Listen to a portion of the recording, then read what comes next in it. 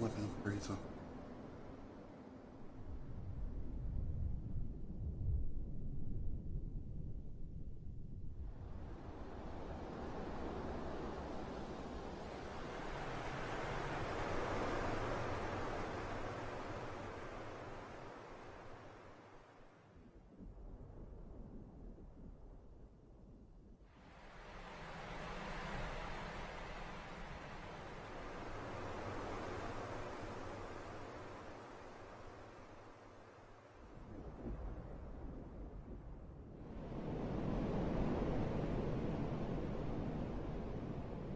Can't go over there yet.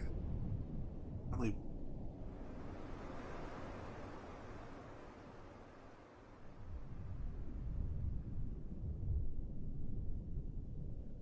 Okay.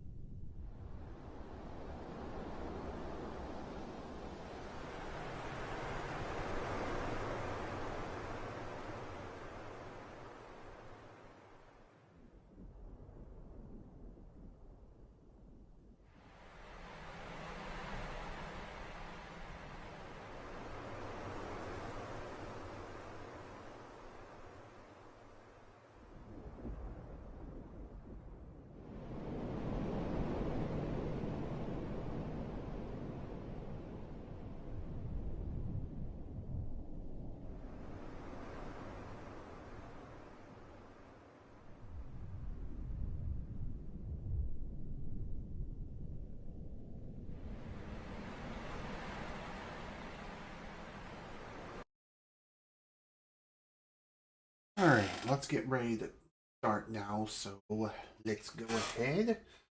Add ourselves a there. There we go. Oh, we shall begin. As soon as I can figure out the right buttons. Alright, let's do this. Hello everybody, this is General Snivy and welcome back to more of the Jak 3 playthrough. I know it's been well over a month since the last session, and let me tell you, I've been a very busy bee. And no, it doesn't involve beating up a bunch of robots and grinding them into dust. No, instead, my personal life has been kinda hectic as of late. How hectic exactly? Well, I'll gladly tell you. If you were there during the early parts of the second session for this game, what happened was, at some point, my mother fell onto the floor and I had to help escort her to the basement steps in order for her to get back up. The reason why was because her artificial knee popped out of socket. So as a result of that, she had frequent falls. Since then, she did end up having surgery. She needed to get that done in early February. So I was more or less on nurse duty throughout the entire month. Which, you know, that's fine. She's my mom, and I need to take care of her. I mean, she would do the same for me, regardless of her age, and even my own age as well. I'm just saying, we take care of each other, because we are a family, no pun intended. But even so, most of February was spent taking care of my mom, tending to her every need, no matter how mundane it may be. So, yeah. Thankfully, she's doing a lot better now. She's a lot more mobile. She's able to take care of herself much better. Granted, she was able to do that even before the surgery, but I digress. And funny enough, this whole issue started back in September of last year. During our vacation down the ocean while Mom and I were still living in Maine, she and I ended up going to the beach, or at least attempted to. So what happened was, on our way to said beach, what we tried to do was go through a back way that was right behind our hotel room, which was advertised to have an ocean view. So we couldn't exactly see the ocean due to, like, sand dunes and stuff like that. So as a result of that, we figured, oh, let's just go ahead and take a walk. Little did we know, we ended up having to traverse, or at least attempt to traverse, through some muddy swamp-like water. So that was real fun. Fun. When I say fun, I mean in other words, not fun at all. So what happened was, partway through, Mom's foot ended up getting stuck, and as a result of that, she fell face first into the mud. And since then, her knee kept popping little by little each time. And as time progressed, the popping became more frequent, the pain became worse, to the point where her artificial knee kept popping out of socket. And the pain really got bad once she and I arrived here in Pennsylvania. And let me tell you, a 13-hour car drive, even if it's split into 2 separate days, that is quite the endurance for any person. Especially if you're driving through Connecticut, let me tell you. Driving through Connecticut is not a fun time. But yeah, that's basically what I've been up to. I've been helping out Mom ever since the surgery she had. And she's doing a lot better now. She's she's going through physical therapy. She's getting the help she needs. Even if she's being stubborn about using certain things like a walker or, God forbid, a frickin' cane. Because Mom is not about that cane. She would rather use that cane like a frickin' weapon. Like, she will whack you upside the head with said cane rather than use it how it's supposed to. Because yes, she is that stubborn. But that's why I love her so much. She's stubborn to a fault. Alright, let's get into the game. We're in serious trouble. Onin says there are strange forces at work. fate has been twisted by something more powerful than anything she has ever seen in her many years. Something now awake deep in the catacombs. Let me guess. You blowhards want us to go down there, correct? The best access to the catacombs is on the metalhead side of the city. Sometimes I really hate you guys. Onan says she sees your fate turning black with uncertainty. Onan says it will be very dangerous indeed. Onan says Hecker will escort you to the catacombs and... What did you say? I love that reaction. You will be Onan's eyes and Jak's wisdom. You must do this. Okay, fine. But I am gone the moment that things get sticky. You two, get to the catacomb entrance and take care of business. I'll meet you there when the ghost is clear. Sure, whatever you say, my dude. Whatever you say. So, yeah, if you couldn't tell, we're pretty close to the end of the game. And from the last time I checked the file select screen, which was really not that long ago, we are at 91% complete in terms of the main story progression. So, if you couldn't tell in today's session, our main goal is not to blow up. Rather, it's to finish this freaking game. Again, I do apologize for like the 1 month delay. What can I say? My personal life always comes first and foremost. Always, no matter how mundane or how stupid it is, my real life takes priority over social media any day of the freaking week. I'm just saying, that's just my life, and that is my philosophy. My philosophy. If I can even speak today. Now, question is... Aha! There we go! The barrier's finally down. Jeez. That took forever. Kinda sucks that we had to wait so freaking long just to be able to come back here and try this again. But here we are. Here's a really tough one. Find this one, and I'll be impressed. Okay, let's try doing this now, if we can. I was like, where the hell's my ride?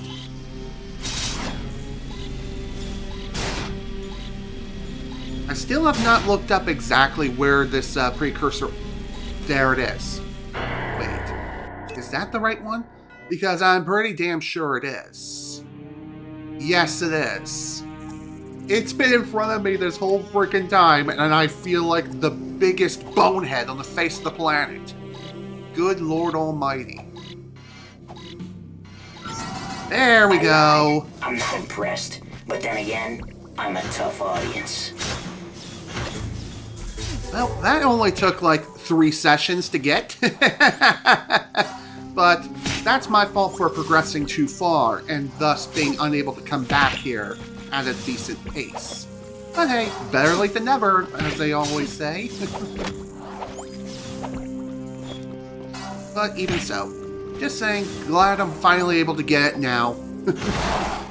And just like I mentioned many times over, even if you do fail, give up, and decide to come back later, you only have to pay the one initial entry fee, and then bada bing, bada boom, you're good to go. Here's another get-to challenge. Time's counting. Another grind rail. Feels smooth. Alright, let's see where this is. Good job! Okay, screw it. I'm just gonna restart. Restart the mission. Thank you very much. Not fast enough, Jak. Get a map, man. No, really? Okay. Alright, one more time.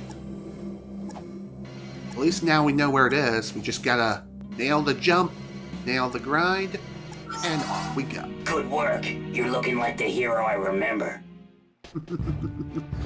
I mean, how would I not be? I bet you can't reach this spot in time. Good luck. That doesn't seem to be too far from our current location. There it is. Perfect. Alright. Perfect. Good work. You're looking like the hero I remember. Nice. Alright, before we head out, let's see if there's anything else I need to look into around here. It doesn't look like it, so That's good. Alright, now we can finally proceed. So one thing you probably noticed is the fact that A, I got a haircut, and my beard is finally shaved, so I no longer look like Scruffy from Futurama. So that's cool. Let me just say that haircut and shave was long overdue. The only hombres tough and crazy enough to take on these things are the Wastelanders. You're a genius. Yeah, that trinket's worth about as much as you'd get from a broke-down pawn shop in Southtown. Well, I don't know. Maybe this thing is better than we are led on, you know? Sure, it may seem like it's not really working right now, but one thing to remember, certain tracking devices such as these, they don't automatically summon the being right away. No, it's not like a genie in a bottle. Not even close, my friends. No, I think how it works is that it just sends out a distress signal saying, hey, I need some assistance over here, can you give me a lift? Something like that. And no, I'm not saying lift me to my death, oh sweet death. No, what I'm saying here is actually pretty damn simple. You just have to hold out for a little while, cowboy. It's really not that hard. It's funny how I say that, and I fell to my doom by accident, but really, it ain't that big of a deal. I got the thing, I got what I was after, that's all I was really worth. And besides, getting through here really shouldn't be that hard. Just gotta be sure to collect all the Precursor orbs along the way. Although that's gonna be a bit easier said than done. And also dealing with metalheads too. It ain't exactly the most fun thing to worry about. Oh yeah, the other thing I was going to mention here was not me burping. The other thing I was going to mention here is you may have noticed that I have a slightly different position when it comes to my camera.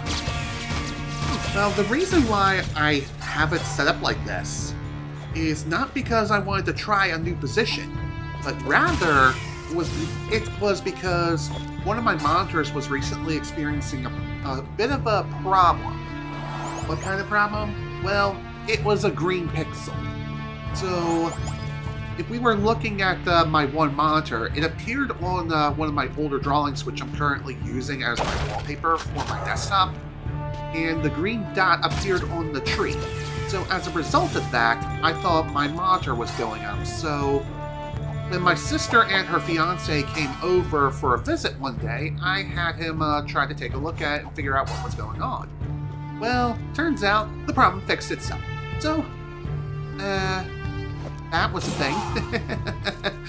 I don't know why the issue happened in the first place, but here we are. It was a thing that happened, it fixed itself, and everything is right as rain. At least as of right now. So thank God for that. Perhaps what was going on was my graphics card's drivers were acting kind of funky. I mean, AMD GPUs do tend to have a bit of a funky-wonky sort of a driver dispute with Windows 10 or I guess Windows 11, depending on what system you're using. But even so, I'm just saying. Not exactly easy working with certain GPUs. AMD is not exactly well known for having the most stable drivers around. Well, neither is NVIDIA nowadays, especially with the 50 series GPUs, but I digress. And it's not like my current graphics card is even that old. It's not ancient. And it's not like an old dinosaur from the Mesonian period. No way. No way, Jose. It's actually one of the more recent ones. I believe it is the AMD RX 7600, something like that. So screw you, you stupid bug. Go away. Okay. Screw you too. Whatever. Oops. That's what I meant to do. I meant to heal, not sprout wings, as I meant to fly. Much better.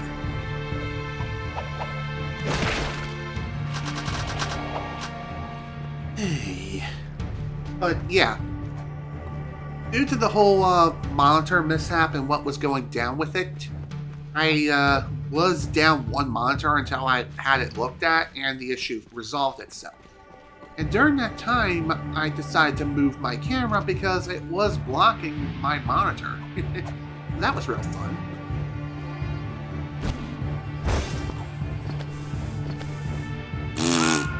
Nice jump. Dang it.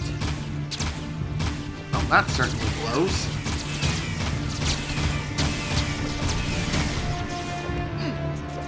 Really, dude? I just wanted to hop on my ride and go for a spin, you know? Really that much to ask? Oh. Bit too much to ask to have a little fun in this godforsaken wasteland? Even though we're not in the wasteland right now, you know? Just saying. God, I hate these freaking metalheads. They really want me to bang my freaking head. And bang it into the nearest freaking wall.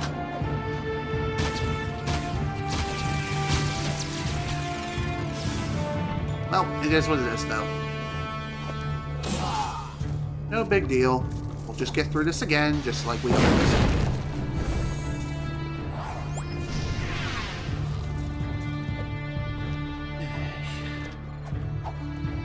One very nice thing about checkpoints and just perishing is that even if you collect a major collectible, it stays collected, even if you do end up perishing. So, no big deal. What's that? Excuse me. Another really cool thing that happened during my downtime of taking care of Mom and her needs and stuff is that... Oops. Wrong transformation. Oh my god.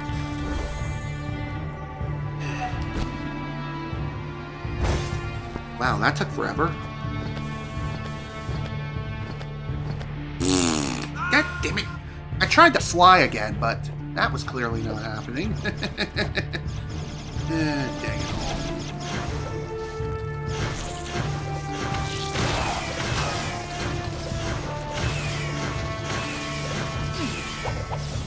Whatever. Just gotta keep going, gotta keep moving. And pray that these damn metalheads don't annihilate me on my way up to where I need to go.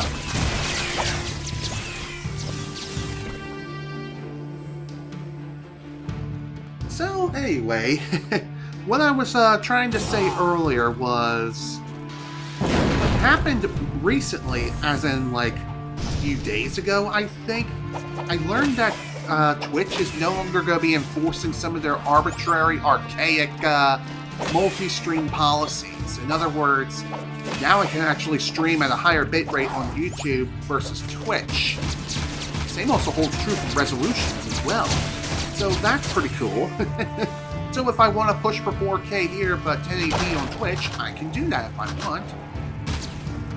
But when it comes to the whole Twitch and YouTube streaming thing, what I will do is, on the Twitch side, of course it will be 1440p, and YouTube will also be in 1440p. But, of course, when it comes to the whole bitrate thing, I will push it as far as it can go officially on Twitch's side. But other than that, it's basically a free-for-all, more or less. I will stream at the highest quality that I can here on YouTube at 1440p, which in my case is 30 kilobits or 30 megabits per second. On Twitch, it will be 6,000. Hello? Am I dead again? No. Okay, that was weird. Alright, that was something. Not the first time I've encountered something weird in this game. Believe me, we've encountered plenty. Okay, now I'm tempted to do something rather peculiar. I wonder, Is there a way over here from here? Well, yeah, technically there is. I just wonder if I'm going to be able to pull this off. Because my flying skills are not exactly up to par. They're not up to snuff, I mean to say. So, let's do this.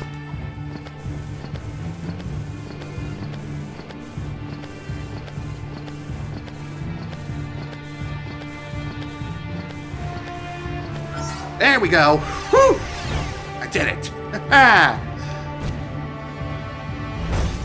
Whew, boy, that was quite the skip. And I don't think you're even intended to do it like that, but you know what? I don't care. I say yes, that was a part of the game's design. You are meant to fly. You are meant to fly. And if you're gonna ask me where I learned to fly, here's my response. When did you learn to be a butthole? Who cares? I'm just happy that it managed to work out. There's probably something I'm supposed to destroy in order to create some sort of walkway or pillar to jump on and get over here in the intended way, quote unquote. But you know what?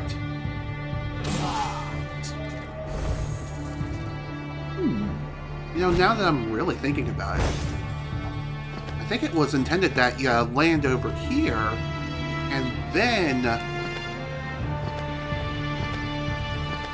fly the rest of the way like this. I just made things way more complicated than they needed to be. Why? Because I like a challenge. I like making things more difficult than they need to be. Well, you know what? That's okay with me. I'm perfectly fine with that. It's okay to be flashy once in a while, you know? So anyway, getting back into the whole camera thing. Since the second monitor situation was all sorted out, I figured, you know what, let's go ahead and try this new position with the camera. Just had to make some slight adjustments, and you know what, I think this is actually working out better overall. It's sitting higher, it's aiming down towards me. I don't have to hold it at some weird awkward angle. Sure, it's sitting at its lowest point, but you know what, that's fine. That's totally fine with me. At least in my opinion. Let me check the map real quick, just to make sure I'm not missing any. Yeah. Looks good to me.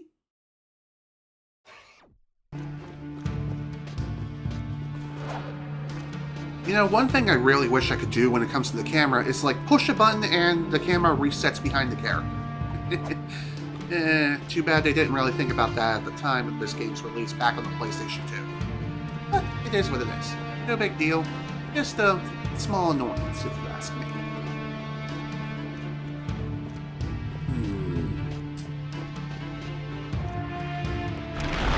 Oh boy. This sure looks fun. Okay, why did those platforms suddenly respawn? I guess it's a way to allow you to go back if you want, but still, kind of weird how those collapsible platforms just magically respawn immediately. You would think something like that would take, I don't know, maybe 10 to 20 seconds to respawn. No, they just respawn as soon as you look away from them. Why? Video game logic! That's why. It's so much fun.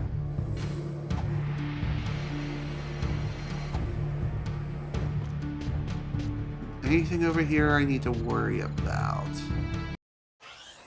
Before I proceed, I'm going to say yes, no, maybe? I mean, it doesn't look like it. I gotta remember to push the right button. I mean, I'm trying to look in first person. There we go. Again, just want to make sure I'm not leaving behind any precursor orbs. I don't know how I gravitated towards that, but you know what? I don't care. I'm alive, and that's all that matters.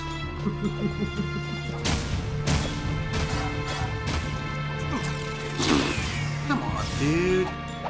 Happy like that.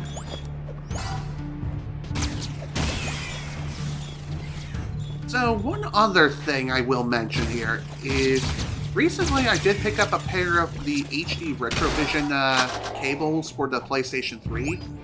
More or less, they're the component cables. The reason why is so I can actually start capturing from the PlayStation 3 when I eventually start my stream playthrough of Ratchet and Clank Up Your Arsenal. Granted, I have to make sure the thing even works in the first place.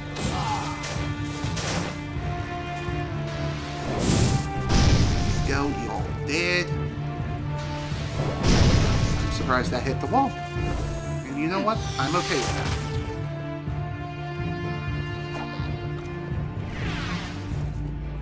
Now, as far as testing being able to capture from the PlayStation 3 is concerned, sadly I haven't had the time to be able to really try to test things out.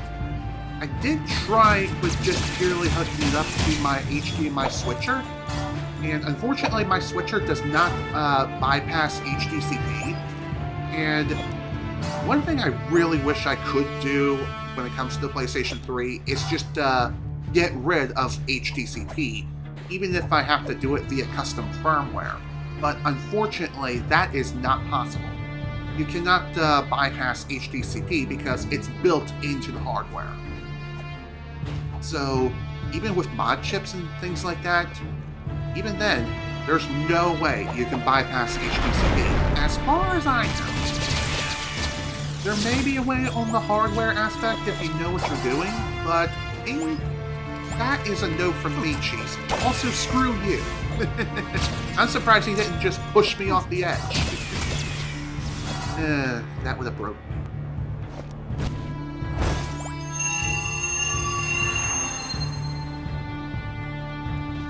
Better to be safe than sorry. I know it seems kind of strange, but you know what? I don't care.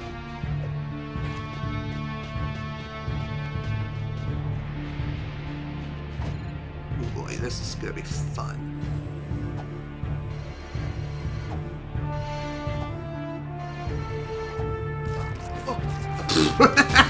Nice landing on the fire.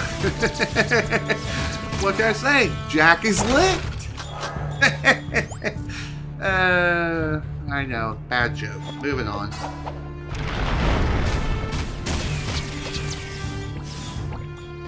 So, how are you folks doing today? I know it's been quite a while since I last streamed anything, but good job. Anyway, oops, wrong button.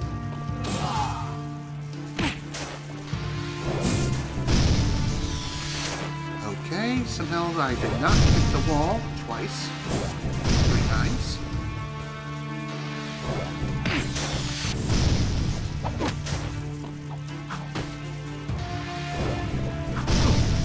Okay, what button is it that allows me to do the slam jam with the Dark Jak? Damn it! I forgot what button it is. I thought it was the square button. But, no. Apparently it's not that button. And again, maybe I'm just going cuckoo crazy and I have to do a double jump before I can grand slam. What can I say? It's been a while since I last played this game. So of course I'm going to be a bit off my groove. It's going to take a while before I'm able to get it back again. So really, ain't a big deal. It's no big deal. These things take time.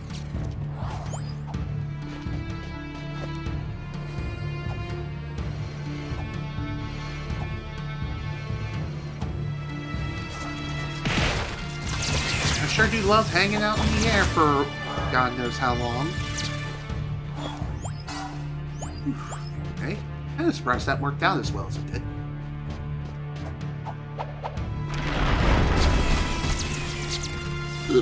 Excuse me.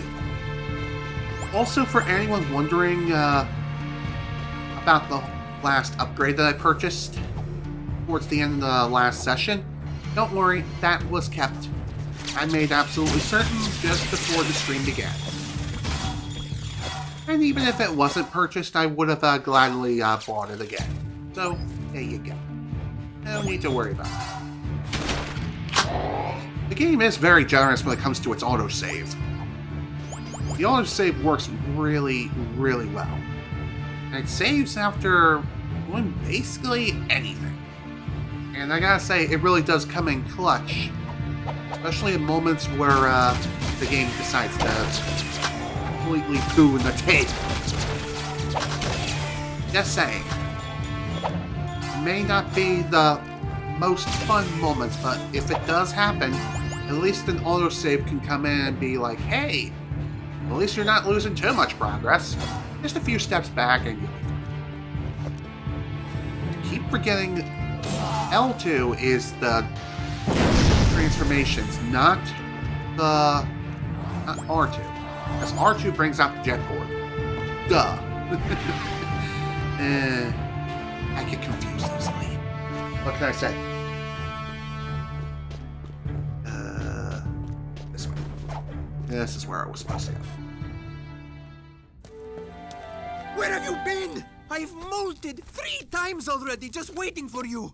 Onan says we must get through the palace ruins, but I think... Uh-oh. Hello! Jak, let me just say, before it's all over, riding on your shoulder, although it is kind of bony and uncomfortable, well, you've been a good pal. You too, Dax. These adventures, they've been great. Hello! Looks like the cavalry's finally arrived. But you're a long way from the desert. I thought you said a smart warrior never takes his opponent head on. That depends on how hard your skull is. I'd say you and I are both rather headstrong. Let's finish this. Ain't that the truth? Alright. Now the real fun begins. Reinforcements have finally arrived, and we have unlocked our final vehicle. In other words, our final non-unlockable vehicle via the Precursor forms. And even without the infinite turbo cheat, this thing does have infinite turbo by default. So that's really nice. Just one thing to keep in mind though, the speed boost you get from the turbo, it only lasts for about a second before you come to a screeching halt. Also, the acceleration on this thing leaves a lot to be desired. It's big, it's bulky, but not as big and bulky as that one big bulky vehicle that we drove through the frickin' cave. Like, God knows how long ago. So, yeah, it's big, it's bulky, it's strong, it can take a hit, and it can also deal quite a lot of damage. And it's also an excellent battering ram. Just one thing to keep in mind, though, is just like with every other vehicle, if this thing blows up, you lose. And you're going back to the previous checkpoint. That much is obvious. But, even so, this thing can most certainly take some hits, even without the increased durability cheat. Just saying. Look out, Jak. Don't worry, you got this, bro. Everything's fine. You just need to start blasting some fools upside the head. And also, you can't get out of the vehicle as far as I know. Not right now. It is kind of cool to see we have one of these vehicles within Haven City. That's not something that you see every day. In fact, you just can't bring vehicles here at all whatsoever. I mean, it makes sense. It's not like you can drive these things around freely. Not unless you modify the game. But even then. Would you really want to drive around a vehicle with such janky controls and stuff like that? I didn't think so. And how we did not blow up there, I will never know. But you know what? That's okay with me. And by the way, if you couldn't tell, in order to take down these shield generators, I believe shooting them can work, but for the best results, you just ram into them. Just slam jam into them like there's no tomorrow. Just saying. I'm also thankful this thing does have infinite turbos by default, otherwise you could easily get soft locked. Just saying. That's probably why the devs over at Naughty Dog implemented infinite turbos for this vehicle. And no, it's not just for this segment. It's forever. Once we're finished here, this vehicle is permanently unlocked. So that's pretty cool.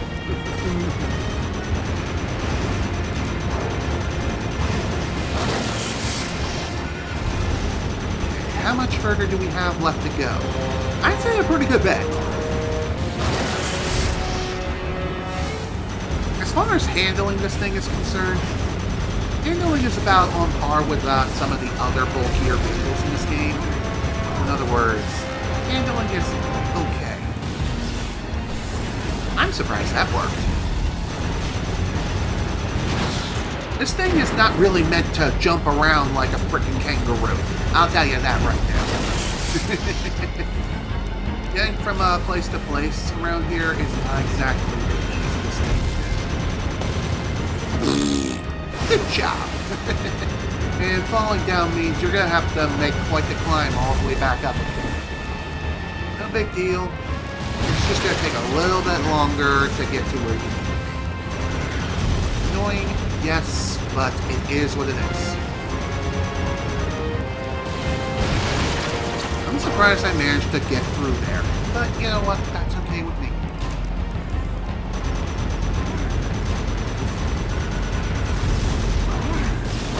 Let me just say, I really am glad that this thing has infinite turbos. Not enough acceleration. Game. Thank you. I am glad this thing can jump, even if it's just a little teeny tiny. You won't be able to get very much height from this thing, but you know what? It's about on par with the little Doom buggy that we had at the very start of the game. So, there you go. How did I almost flip height?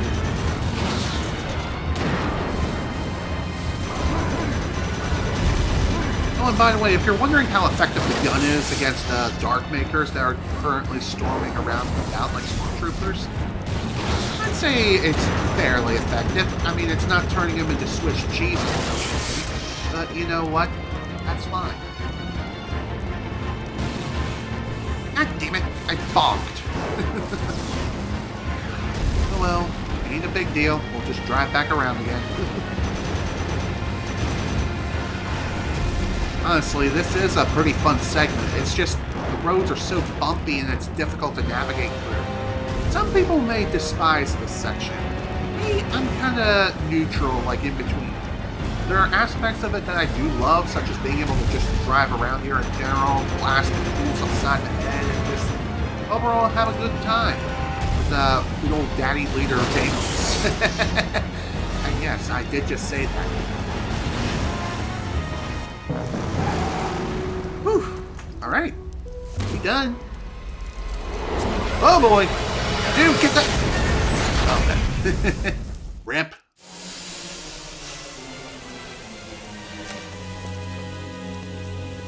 Oh boy. Oh shit! Deimos! Not bad driving, kid. It was a good fight. And a good day to die. I'm very proud to have been by your side in the end. This world is not yet out of heroes. We did well together. Don't move, Al. Please, promise me one thing.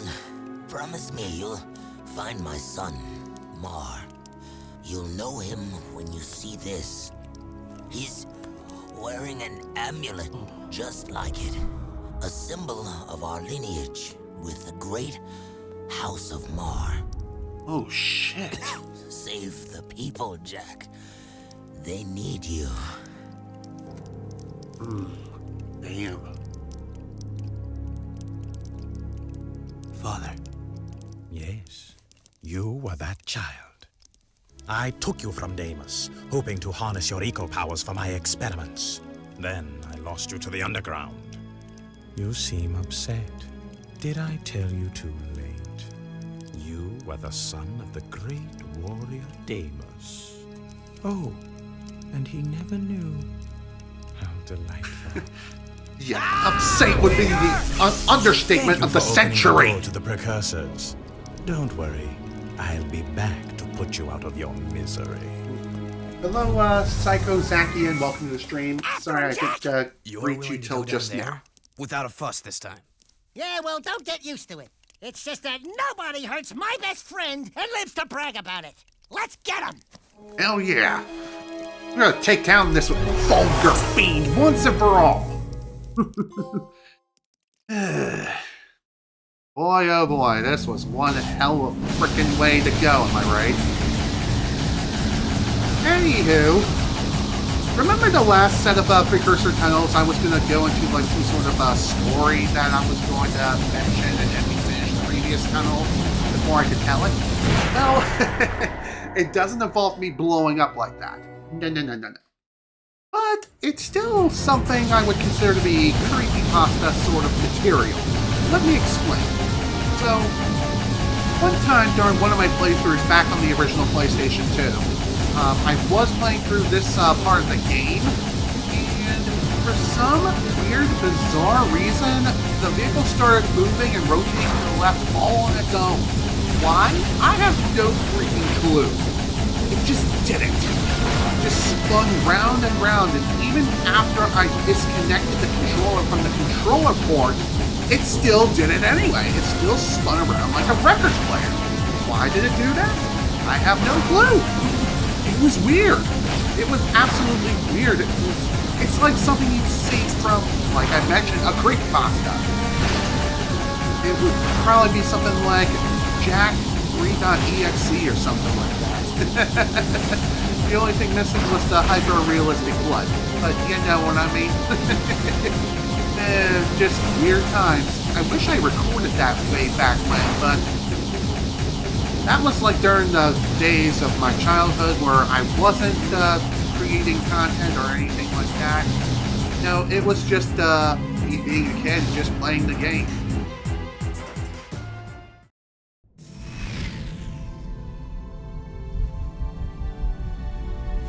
Where are we now?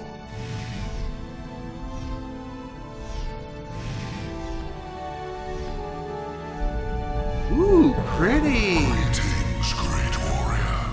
Before it is too late, you must power up the planet's defense system. Gladly. The ecosphere has begun its energy conversion. It will take some time for the weapon to fully charge. You have proven your worth, warrior. We grant you the gift of evolution, the honor of becoming one of us. Ooh. Step aside! I Whoa. will be the one who evolves Hello. into a Precursor. The right is mine! Yeah, no. Careful what you wish for. Oh boy. Well, that sucks. It is done. Don't worry, Jak. It is for the greater good that I assume this role. Yeah, no. Even now, it may be too late. If Errol awakens the dark ship's cargo, all will be lost. Listen, Glow Boy, we've been doing all your dirty work while you slept in the stars. So stop it! Inefficient. I told you we needed a backup hero. We should have gone with Plan B. What the hell's going on? We are unhappy with your performance. If you had been a true hero, you would have stopped Errol by We interrupt now. Jak 3 to bring you the Wizard of Oz. No, that is not a joke. Oh my god. Yes, well, now we are even more angry, and we order you to avert your eyes. I love this. Oh, bother. You look like me? Not what you expected.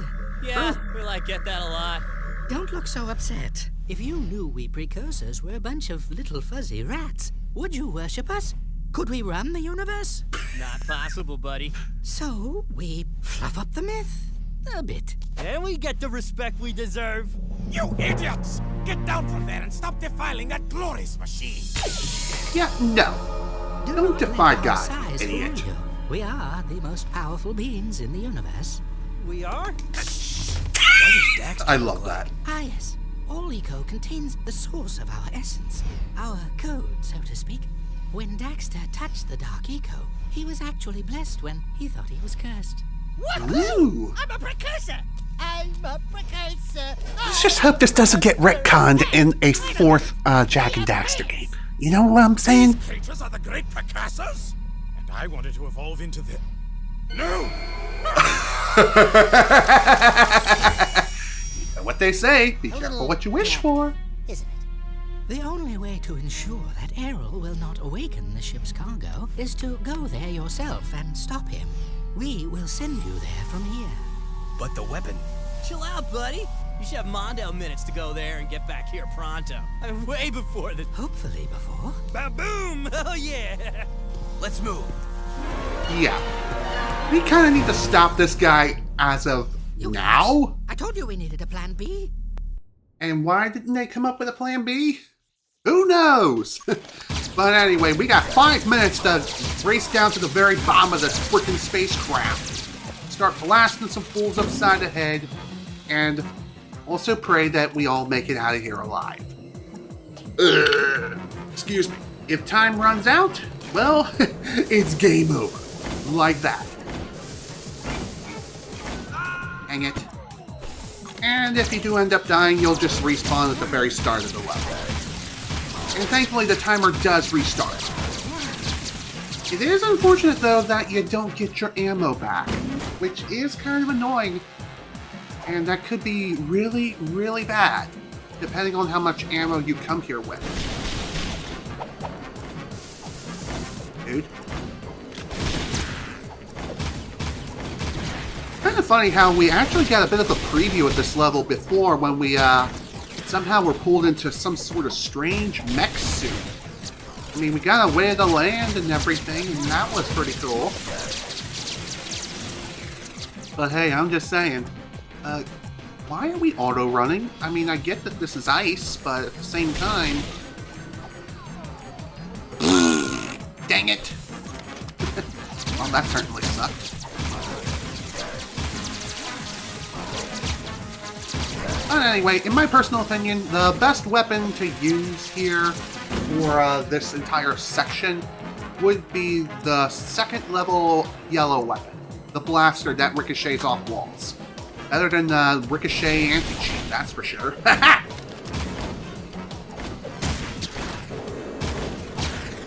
And if you happen to run out of ammo for this thing, well, you can always use one of the blue weapons, which, again, that can be helpful. Don't get me wrong. But is it as efficient as this thing? No, not in my opinion. Just one thing to keep in mind, though, is that you are on the clock. Good job! I do need to make that into a meme. Speaking of memes, I still need to download a few and get them all set up within Stream Deck. Anywho, when it comes to the whole time limit thing, in my opinion, you have way more than enough time to do this. Although that does beg the question, are there checkpoints? As you clearly have seen, there hasn't been any as of yet, but to be fair as well, we haven't really gone very far, because we just keep having to make dumb mistakes because we're trying to rush. Just saying. Also, for anyone who attempted to do this, like, let's see.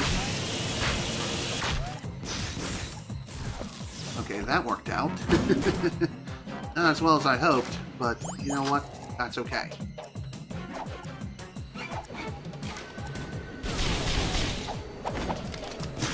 Oh, damn it! Didn't mean to do that.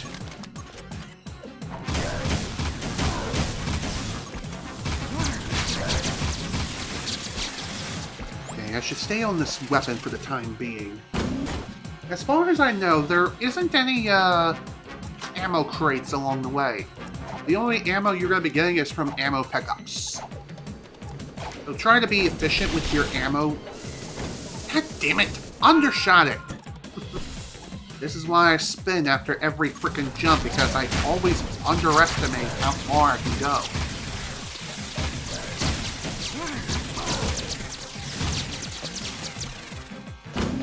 It's also annoying that the only ammo pickup I tend to get is just one set after the segment. So what's up with that? I have no idea.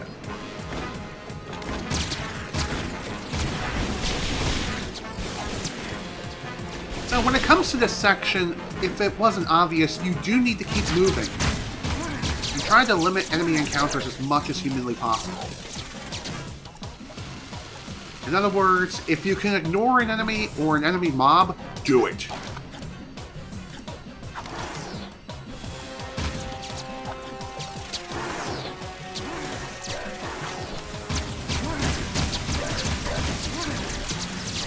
And again, don't be afraid to run past enemies if you possibly can.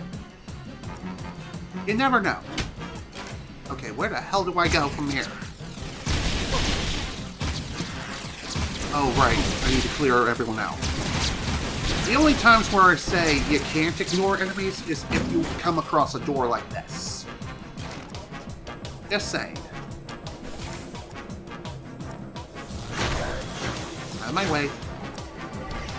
Ah, dang it! Dead again. Oh, wow. I think I have less time now. Interesting. By the way, if it wasn't obvious, if you run out of time, regardless of how far you've come at this point...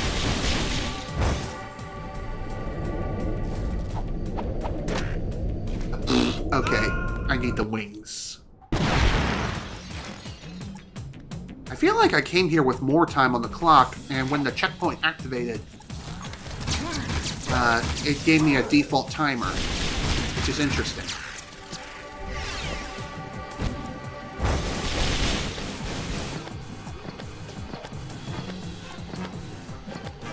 What can I say? We are meant to fly, dang it!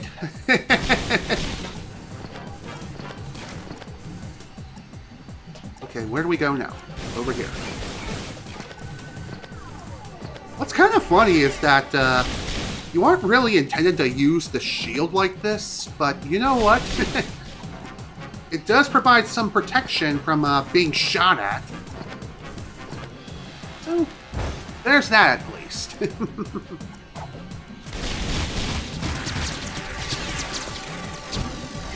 Come on, let's go.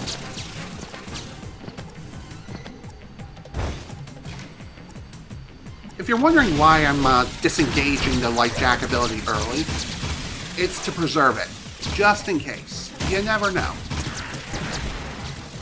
A minute and 18 left. Really don't like the fact that I lost so much time just because of the checkpoint situation. But I'm sure we'll be able to make it. In fact, the timer's actually gone. Very interesting to see that. They'll probably come back after the elevator ride, though.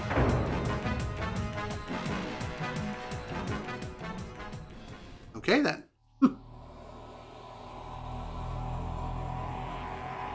Oh my, this is quite an interesting factory.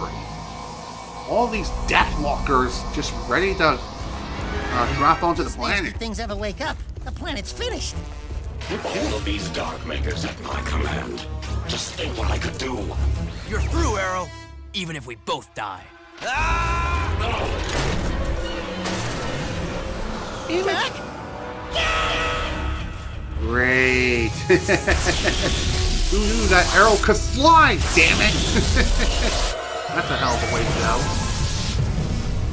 Well, at the very least, we managed to destroy the main mothership in time. Just unfortunate one of these Deathwalkers managed to escape. Let's go, Dax. Oh boy, here we go. Now the real fun begins. Arrow has unfortunately escaped with one of the death mechs. And yeah, this ship is all but toast.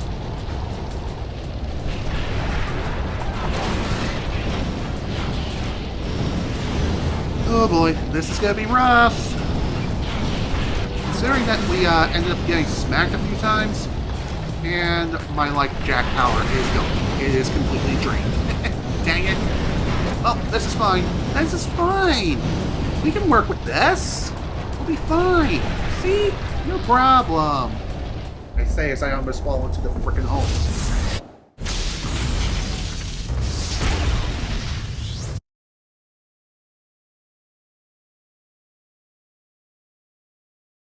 Oh boy. Phew! Barely made it. Did it! Woohoo! Ain't over yet. You will all die at my hand.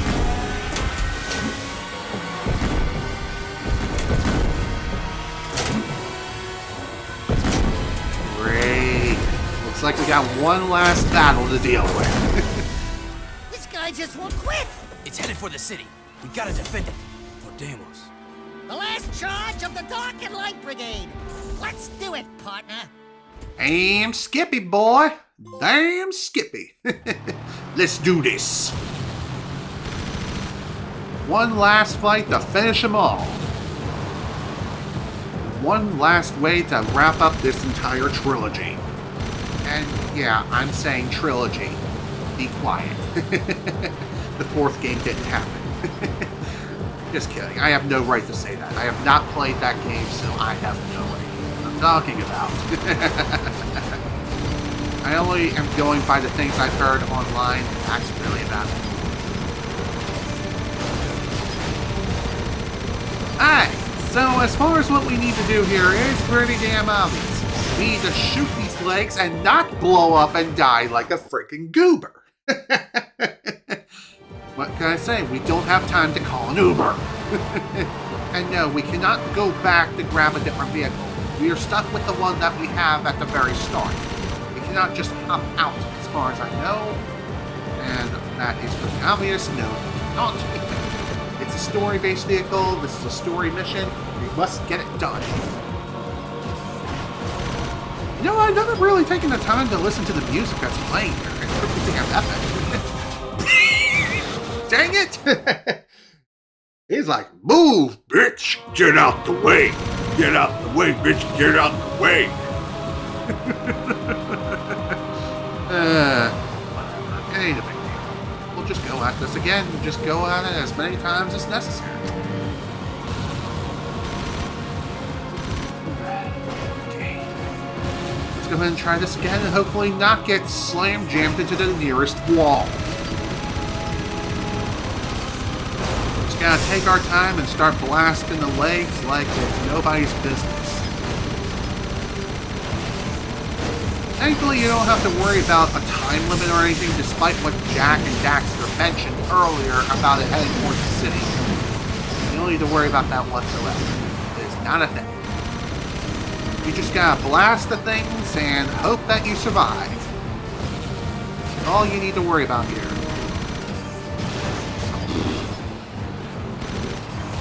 Also, having the increased durability cheat definitely helps a lot. Infinite turbos, not 100% necessary, but still nice to have regardless. You can get turbo power-ups if you need them. Will you need them? Well, in my honest opinion, no. No, you don't. You don't need the power-up, you don't need to go zoom across the desert super fast, because that would be kind of bad. And also, how have we not triggered a mission fail state? Because, oh, I don't know, they're not actually heading towards the city. They're just causing problems here in the desert. And again, maybe they're heading towards Havens. Maybe that's where they're going, and not towards, Spargus. I almost called it Spargus. My god. What is wrong? Well, regardless, though, they're heading somewhere, and we need to stop them. As far as where they're going, no clue. Actually, I just mentioned where they could potentially be going. Not saying that's their exact destination, but that is my best guess. How it wound up here in the desert is most likely because of the whole crash course of, I don't know, the main mothership going boom, getting blasted out of outer space. Excuse me, just saying.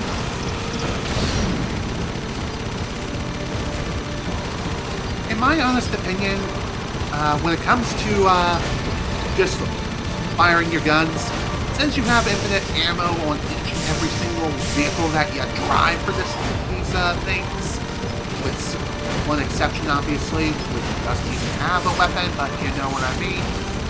Regardless, just hold down the fire button. There is no reason not to.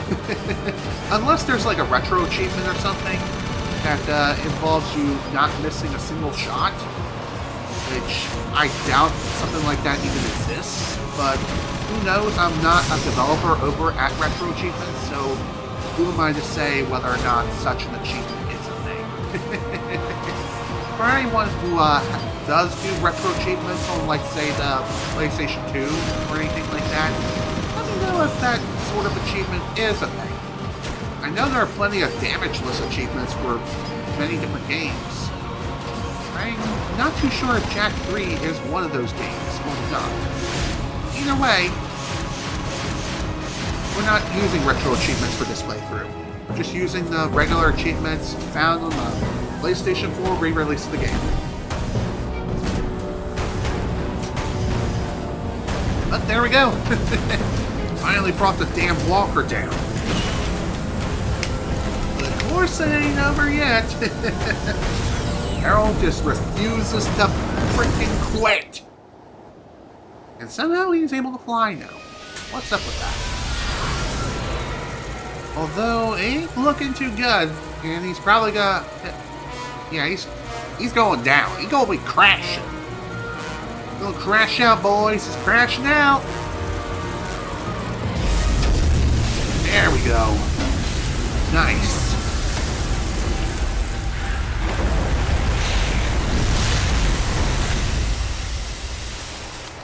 Whew. Well, at least the vehicle is stopped, but Errol is a different story.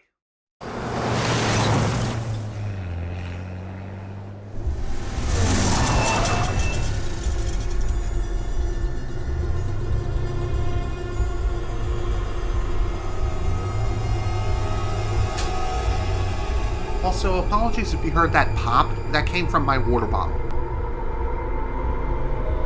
It does that.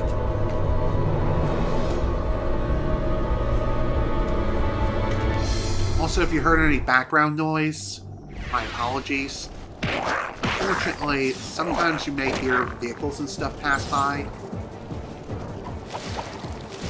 So as a result, they love to be loud and proud, saying, "Hey, I am here!"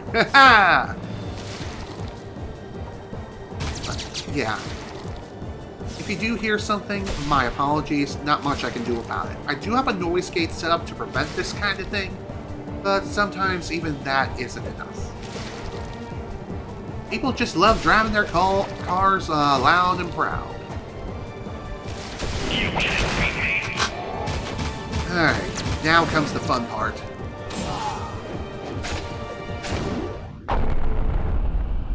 How that worked, I have no idea, but you know what? I don't care. It does suck that I don't have the refills for the Light and Dark Jak powers right now. Die, freak. Question. Why did I just die there? I mean, granted, I know that I fell, technically speaking, but come on, man. Talk about unfair.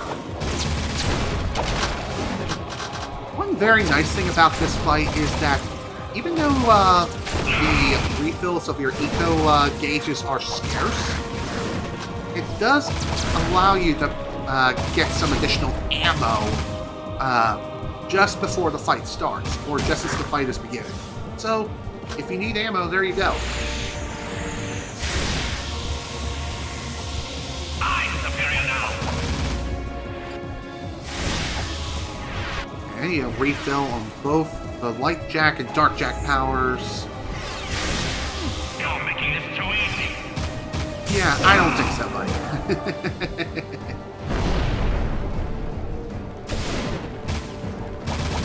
By the way, if you couldn't tell, what we need to do here is first off clear off any and all enemy waves that appear on this platform. Afterwards, we need to get close enough to Errol's head, or his robotic head, and bada bing, bada boom, the SOB goes boom. these freaking cars. I don't know why they just feel the need for speed today. Can't they just save that for later tonight when we're, oh, I don't know, trying to sleep? Okay. That's kind of cool. One other thing worth mentioning too is that, as far as I know, friendly fire is not a thing in this fight, unfortunately.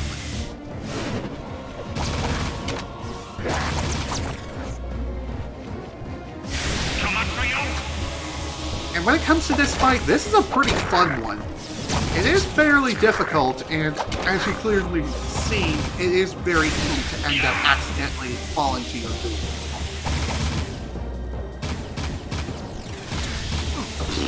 God damn it! Hit the thing! Thank you!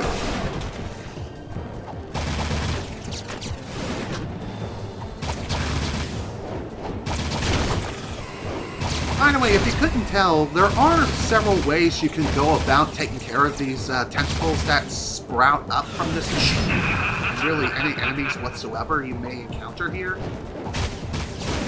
All you really have to do is just enter Dark Jak and slam jam the fools across the frickin' pavement.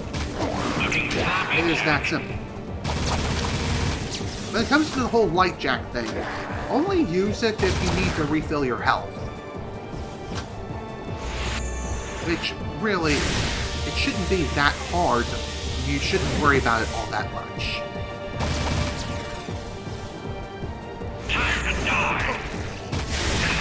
Okay, refilled now.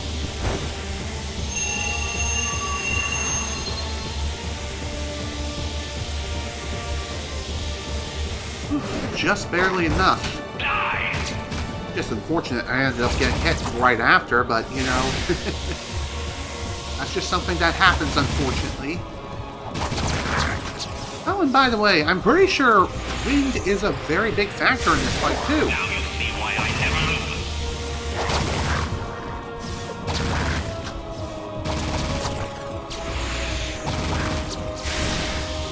Again, I really wish friendly fire was indeed a thing, but alas, it is not.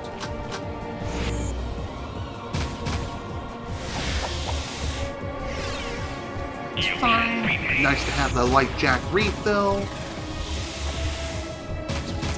Gotta blast them upside the head. Hey, I'm kind of surprised I managed to survive that. You know what? It's fine.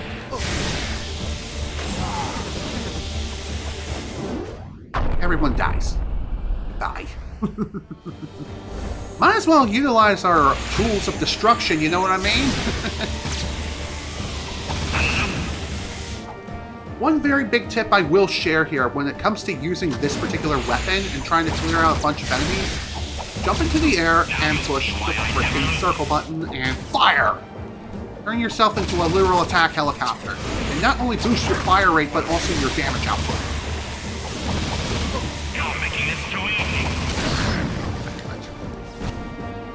Refill now.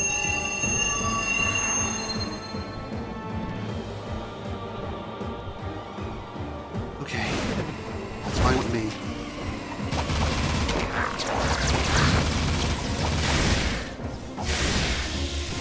Maybe this will work out better.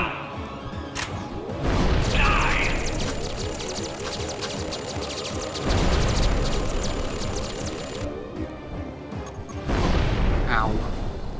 Didn't expect that, but here we are.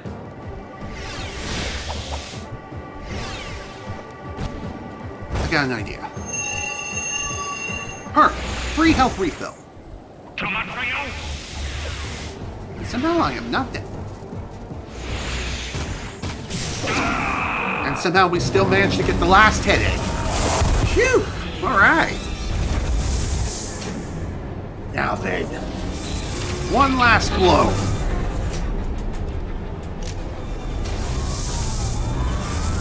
Say goodbye!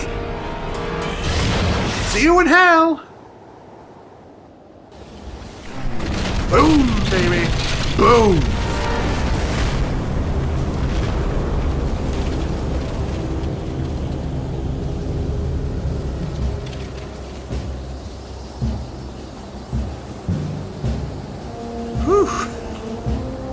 what we call being an ultra badass.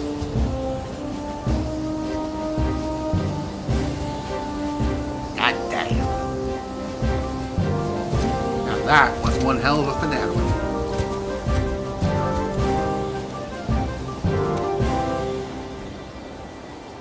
Ooh la la. I wonder why they're hooking up now. Whatever. It's weird.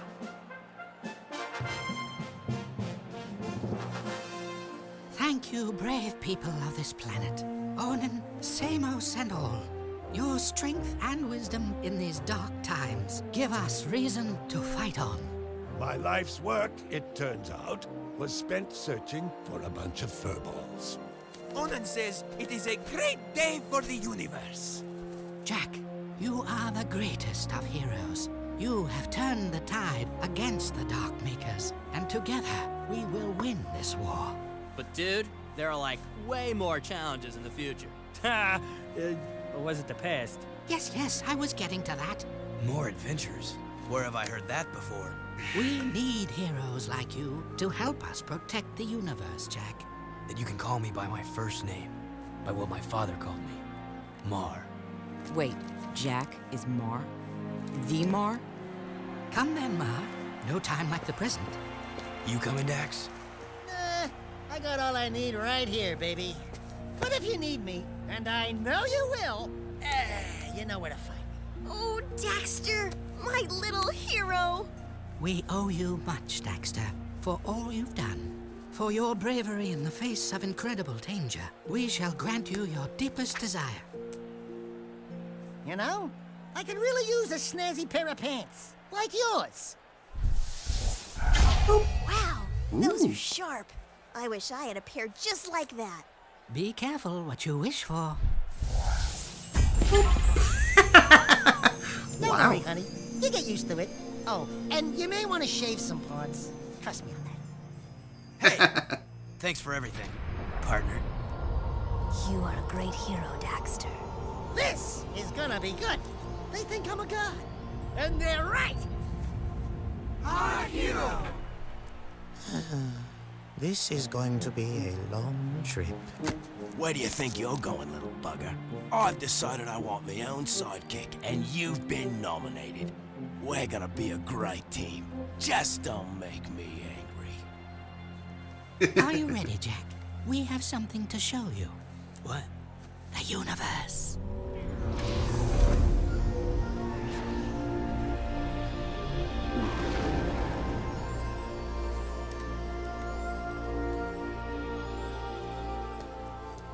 Oh, hello.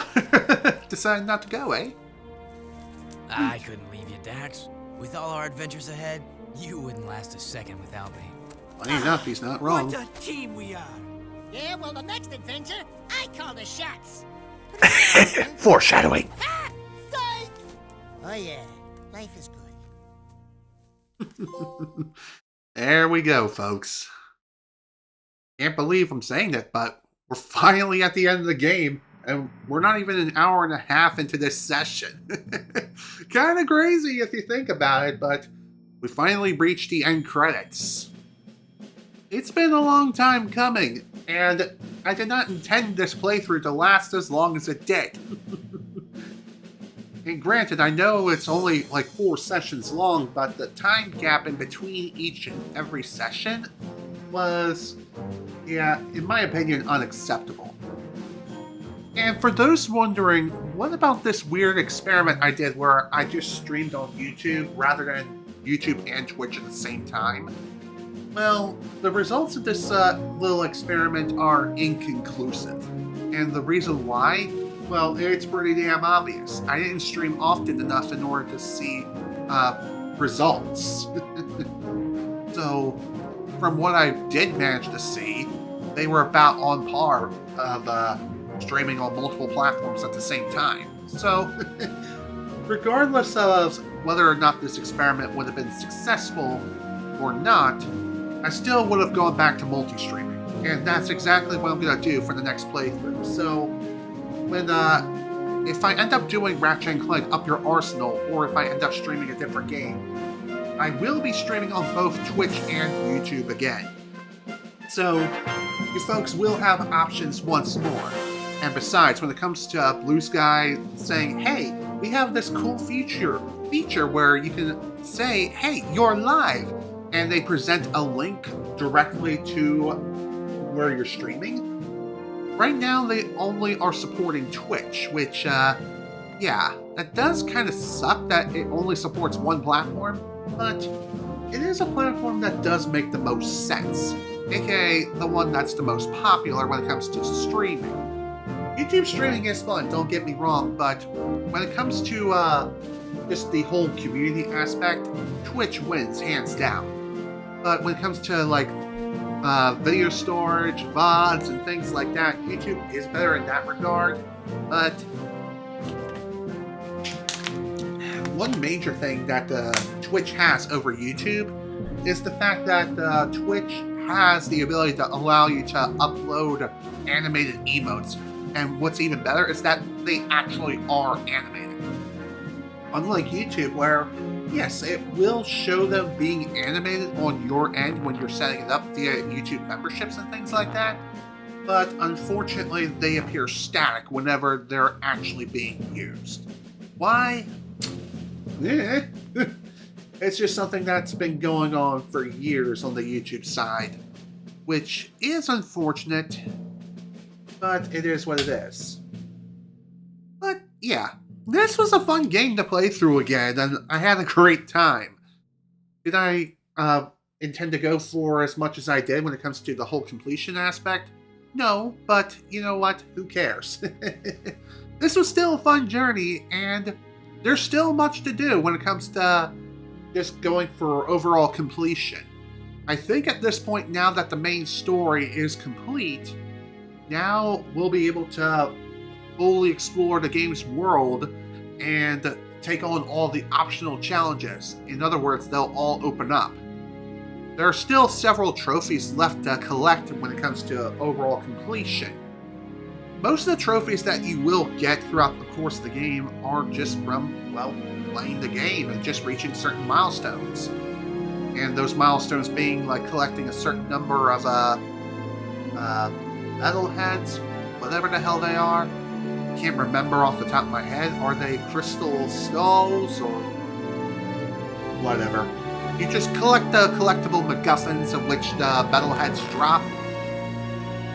After you collect a certain number of them, I think there are like 3 different milestones for those, each with a corresponding trophy, which is pretty dang sweet. Now, as far as what else unlocks after the main story is done, well, if you've been around during the more recent sessions and everything, you may have noticed a lot of question marks under cheats and other things like that. We did manage to get all the weapon upgrades and get everything unlocked in that aspect. And we even unlocked most of the vehicles, if not all of them, including the optional vehicle cheats, which are the increased durability as well as the infinite turbos, which is pretty damn awesome. One thing I have definitely noticed here is when it comes to the character models, I didn't even notice you could do this until just now, but you can raise or lower the character model by pushing L1 and R1 respectively. So that's pretty cool. How do you zoom them out? Oh, with the left analog stick. This is as far out as it can go. Or you can zoom in and do whatever. That's pretty neat.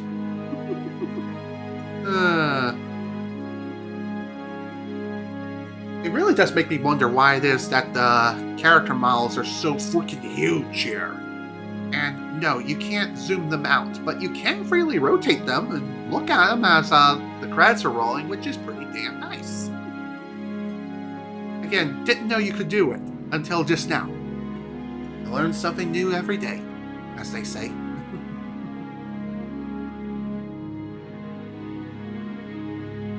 So, my overall thoughts when it comes to this game, and really the port in general. The PS4 port of Jak 3, it's rough. It's rough around the edges, but in my opinion, it is better than the way it was handled via Jak 2, in my opinion. If you want something that is more modern, like a modern re-release of this game, unfortunately the PS4 version is your best bet. But if you happen to come across the PlayStation 3 versions, that might be a pretty good alternative as well, at least in my opinion. Although, there is the native Jak and Daxter port that is available on PC. I mean, sure, it's an unofficial port, but it is a recompilation of the original PlayStation 2 release. So that's pretty damn awesome. So if you really want a true definitive experience, then definitely go with the PC port. At least for the first game. Jak 2 and Jak 3, I think they do have native PC ports as well. I'm not too sure, but even so, if you want like achievements and stuff like that, yeah, in an official capacity, you're kind of stuck with the PlayStation 4 and PlayStation 3 versions. And no, don't expect these games to come to PC anytime soon, if ever. So, now that the credits have finished rolling, we now have access to even more secrets and stuff. So, as you can see, we got quite a lot. We collected 434 Precursor orbs out of 600, and we got 214 available to spend. And now that the credits have rolled, we can now go back to any of the previous levels that we played. And we also have access to what is known as Hero Mode. So what this is the game's New Game Plus. So what this will do is that upon activating the cheat, you will be prompted to save your game. And I would highly recommend doing this over a brand new save file, because like I mentioned, this will basically wipe everything clean and make you start the entire game all over again. This also includes all the cheats and Precursor orbs and everything that you've collected throughout the course of the game. So, yeah, that kind of blows. But at the same time, it's still something worth mentioning. So if you want to re-experience the entire game again, but on a harder difficulty, you can deposit 5 Precursor orbs and play through the game again via Hero Mode. As far as the level selects and what they do is, upon unlocking these, my guess is that you'll be able to replay any mission of which is correspondent to that level select. So we have level select for Act 1, Act 2, and Act 3. So if you want to go back to any of the previous levels that you want to re-explore, or, well, I don't know, you might have missed something, there you go. As far as other secrets down here via the art gallery, we have access to the scrapbook, mega scrapbook, the model viewer for this game, for the original Jak and Daxter, Jak 2, and Jak 3 respectively. But in order to be able to unlock these extra things, you need the corresponding one first. So for example, if I want to unlock the mega scrapbook, I need to first unlock this secret available from the title screen, as well as the mega scrapbook. There we go. So that's how that works. Same also holds true for like the scene player. You need to unlock Act 1 first, then Act 2, then Act 3. Once you do that, you'll unlock the developer's commentary for each and every single scene, which can also obviously be accessed via the title screen. So that's pretty damn nice. So if you want to listen to what the developers have to say for each and every scene in the game, you can go back to the title screen and play those scenes verbatim there. And unfortunately, I'm not going to have enough Precursor orbs for everything that I want here. Actually, yes, I will. Alright, so next thing I'm going to go ahead and unlock. I'm going to unlock unlimited ammo, as well as unlimited Dark Jak and unlimited Light Jak. Why? Because these 3 cheats right here are pretty damn nice to have.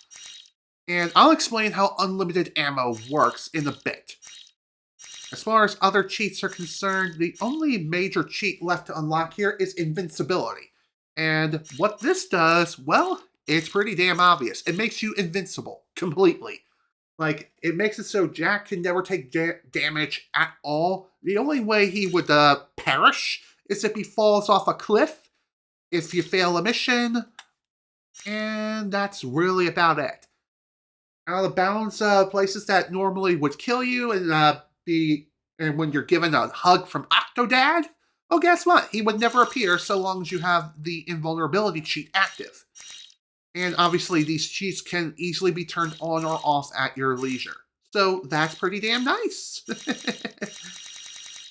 Now, as far as other stuff is concerned, we've already unlocked all of the art gallery and what it has to offer. And since I don't have Light Jak invisibility on Triangle, you know what? I'm going to go ahead and buy this. Just because. So what this will do is that when you activate Light Jak, just push Triangle and you'll go invisible. So that's pretty cool. You'll be able to activate that on demand. So as far as other expert options, I'm going to go ahead and unlock the level select, which can be accessed via the title screen.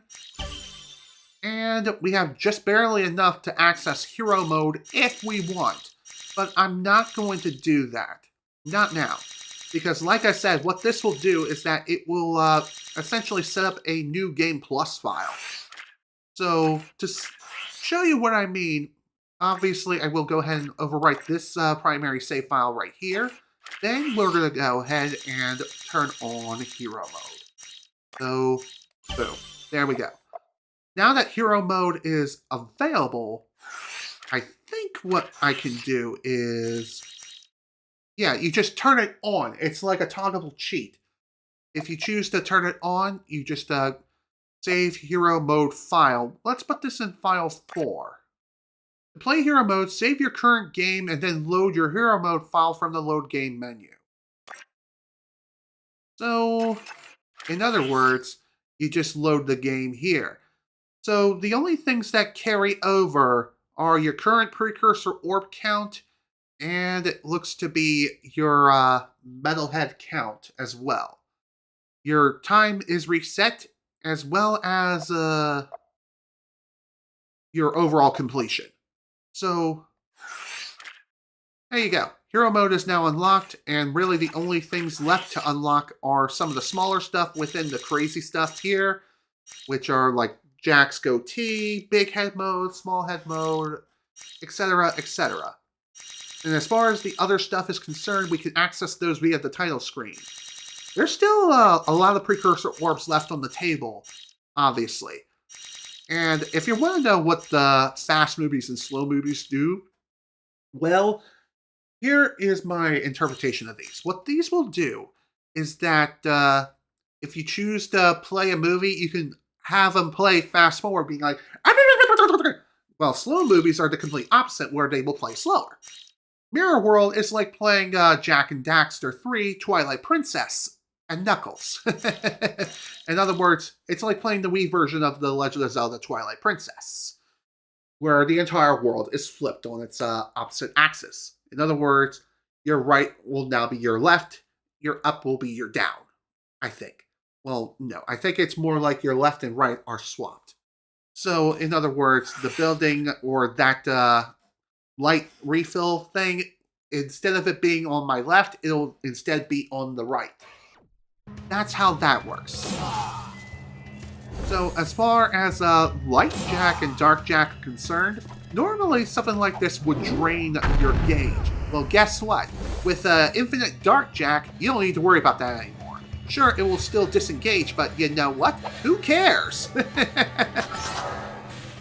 Who cares? I also did not realize there was a Precursor orb right there. Oh! Hey! Better to have another one. Cool. And now that we have enough Precursor orbs for one of the smaller cheats, let's go and take a look at it, which will be Jak's goatee. Actually, before I do, let me show you Jak's face first. As you can see, there's not much going on here as far as his goatee. But after we activate said cheat here, activate the secret. Oh. Oop. No goatee. The goatee is gone. And obviously, if you want the goatee back, just simply go back in and toggle this off. And boom. There we go. Suddenly, Jak is now Santa Claus. From the movie The Santa Claus. Where you try to shave your beard and it grows back in less than a second. Now then, let's talk about infinite ammo. How does this work? Well, as you can see, the counter is still going down, despite the fact that we have infinite ammo turned on. Well, let me show you something cool. Boom! First, let's go ahead and clear out all this ammo from the supernova. If I can fire the damn weapon. As you can see, we don't exactly have enough shots for another supernova. Normally. At least with the infinite ammo cheat, that's how it works. But, as you can see, our current ammo count is 0. But, we can fire again! I said we can fire again! Boom! Just like that. So, despite the fact that the ammo count is still going down, you technically do have infinite ammo, so long as the cheat is active. So, in other words, even if you do run out of ammo, don't worry about it, Chief. You good. You good, fam. You can keep blasting for as long as you want. That's just how it works. That's why I love the infinite ammo cheat so much. It is definitely one of my favorites.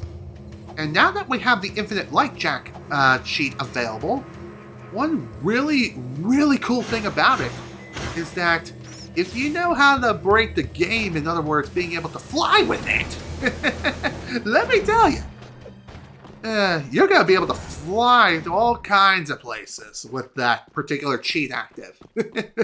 Previously, you were only limited with just how far you're able to go via the Light Jak gauge. So, now that you don't need to worry about that anymore with the infinite Light Jak cheat, you can fly as high as you want, so long as you know how to do it.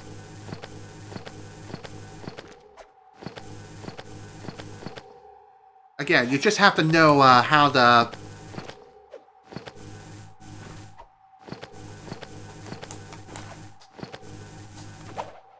You just have to know how to do it properly. Unfortunately, I am not a speedrunner, so I do not. It's funny how I say that, and yet I'm able to fly like a frickin' eagle. Look at me go! Ow. You also have free health refills now. Forevermore. So you don't need to worry about dying ever again. Even without the invincibility cheat. Who needs that? Where you can simply refill your health on demand. You just gotta remember to push the dang button combination. Otherwise, bye-bye. Okay, what now? Well, I do know that there are a few things that we can do around here, I believe. Unfortunately, there are no additional hidden activities that we can do around here. Actually, there are. There is one over here, like towards the very front. Don't know if I'm going to have enough metalhead tokens or whatever the hell they are in order to be able to do what I need to do. And again, maybe I've already done this. It's time to go marauder hunting. Take out the required number and time, and you'll be my hero. Then I'll trade that respect for a puny prize. Okay.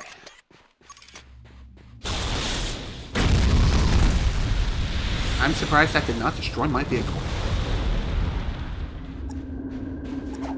Alright. This is where the infinite ammo cheat really comes to play. Don't let these animals get the best of you. Never show them fear. Go back out there and have at them. Okay then. Supernova is not exactly a good weapon to use here. Instead, a better idea would be to use something like this. Maybe. Yeah, this would definitely be a better weapon to use. you are intended to use the vehicle if it wasn't obvious. You just need just hold down the trigger and hope that you don't die.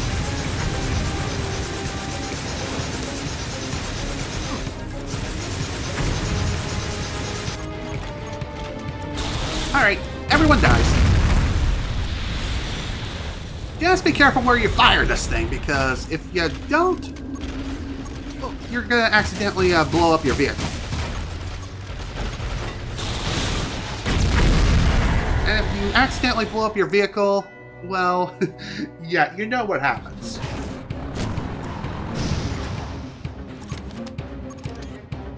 Okay, let's try this again now. There is one other thing worth mentioning here, and that is, despite us clearly finishing the game, there is something rather peculiar going on with the state of the world right now. And no, I'm not talking about in real life here in the United States. Oh no, no. That's something else entirely. Instead, what I'm guessing what's happening here is that right now the game is in a bit of a weird state where it's like just before the final battles occurred. So in other words, just before you went down into the catacombs. So what I mean is, as you've clearly seen, some characters have transformed, but now they're back to their original counterparts. Why? It's a bit of a weird inconsistency sort of thing going on with the game. And no, this doesn't have anything to do with the port. This happened in the original PlayStation 2 release as well. It's just a strange bug that has carried over from PlayStation 2 to all releases of re-releases of the game. It's dumb, yeah. But is it the worst thing ever? Absolutely not.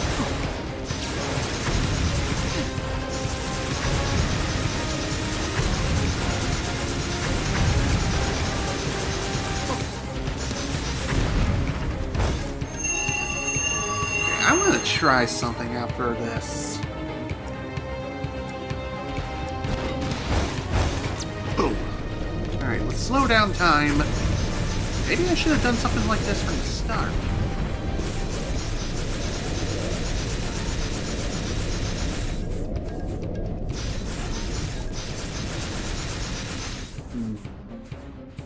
Okay, maybe not.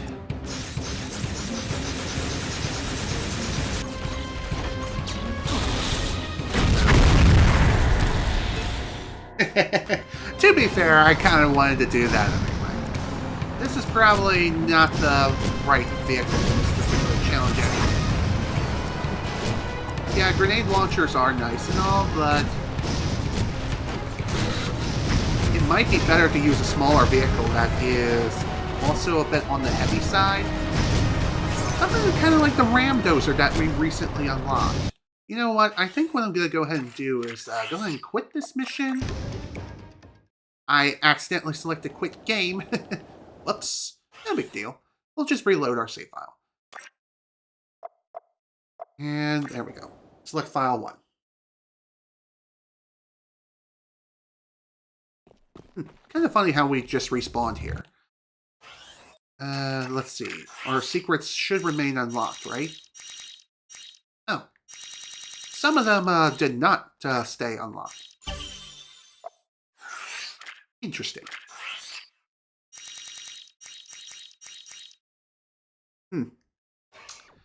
Okay. I thought the game would have auto-saved here, but I guess I was wrong. Well, at least now I know there's a secret over here.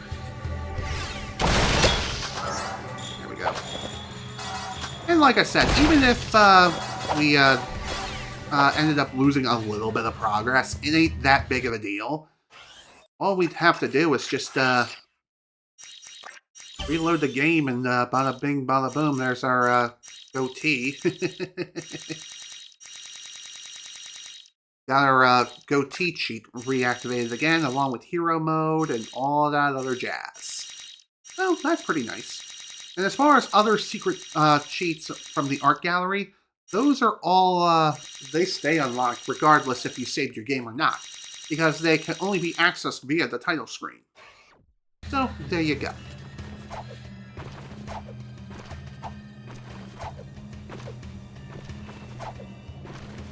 Okay, let's go ahead and head back out, and we'll try that particular mission again.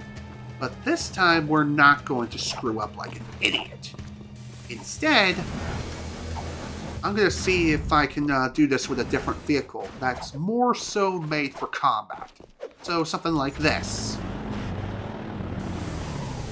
And besides, it's kind of bulky. It actually works pretty damn well. Plus, I can ram fools upside the head with this thing. And it's made for ramming fools.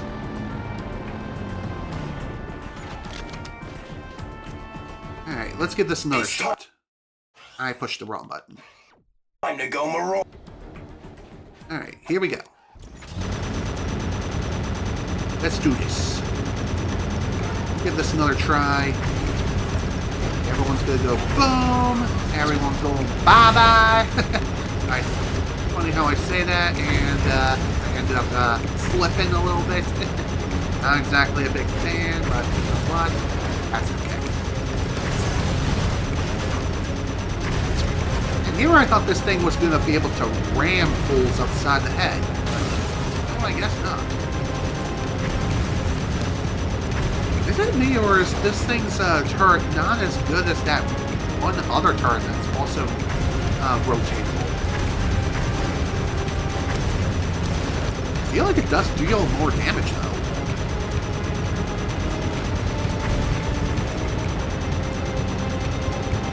Who knows? Also, I have no idea if gaining additional medals is it's also required for getting additional precursor orbs. I feel like it does. I could be wrong, but I guess we'll find out once we manage to obtain at least the silver award. Provided that we're actually able to do so. Also, I have no idea if any additional challenges have opened up or not. One other thing worth mentioning too is that upon entering hero mode, whatever the trophy is currently tracking in terms of precursor orbs are concerned, I think that is reset to 0. So in other words, all the precursor orbs that you've collected previously, you have to collect those again. At least I think that's how it works.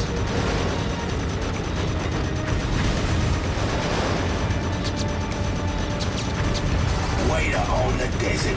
That was a good win. Take the prize and enjoy. Nice. So you do get more precursor orbs for obtaining higher rankings. Interesting. Very interesting. Kind of funny that we were only 5 short from gold. Unfortunate, but you know what? That's okay. Still got this thing to give it a whirl. We can give this a shot. Maybe this one will work better. Considering that the gun is further back, it should still be able to blast fools upside the head without too much of an issue. It's time to go. It's time to go gold. Alright, here we go again. Here we go again. That was one more thing I haven't mentioned about the invincibility cheat. And that is, not only does it make Jak invincible, but it also makes your vehicles indestructible too. The only way they blow up is if they fall into the water and explode that way. Other than that, you don't need to worry. You don't need to worry about dying ever again with that particular cheat active. But, again, after a while of doing that, it does get kind of boring. So, when it comes to the invincibility cheat, I would only use it with caution.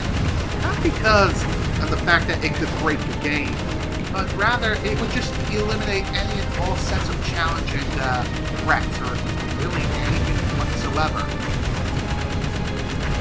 So, again, that's just me and my personal opinion when it comes to the whole using the invincibility cheat. Unlimited Dark Jak and Light Jak, yeah, that's perfectly fine, in my opinion. Why? Because you can still die, and there are still challenges that involve just utilizing the abilities properly. And yes, you have an unlimited amount of using those abilities, but you know what? That's just me and my silly opinion. I do like the invincibility cheat every now and again.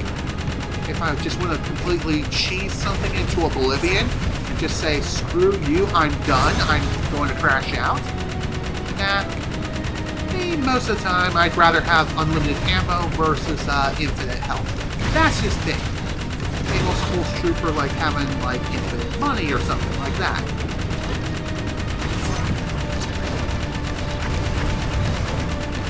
Wow, one short. Don't let these animals get the best of you. Never. Hello, Super Colex. Welcome to the stream. Glad you can make it. Apologies for not getting to your comment until just now. I wasn't really paying that much attention. Like I say, my viewpoint of viewing the comments is kind of obscure. But anyway, to answer your question of how Mom's doing, she's doing a lot better now versus how she was over a month ago. So, all in all, she's doing really well. Right now, she's having physical therapy sessions done at least 2 to 3 times a week, as long as our health insurance is able to pay for those sessions. I'm just saying. United Healthcare is kind of infamous in that regard, but hey, you gotta do what you gotta do.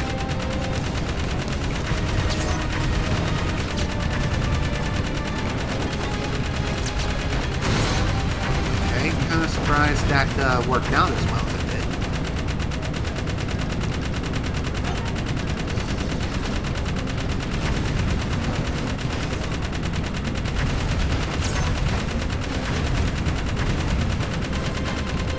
I really don't like the fact that people are not exactly being lit up as well as they should be right now. I mean, come on now, we're still barely halfway there. We've only got 35 seconds left.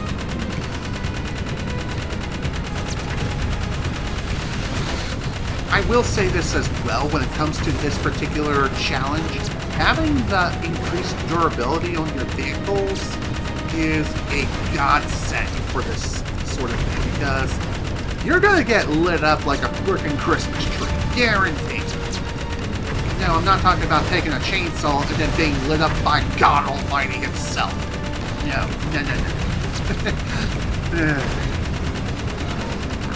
That sucked. Alright, round 3.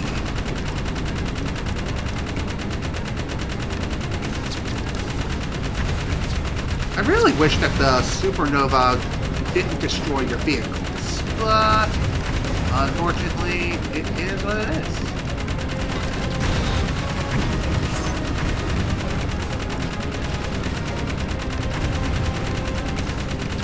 I wish there was a more reliable way of getting these vehicles to spawn, but unfortunately, it doesn't appear that there isn't a sort.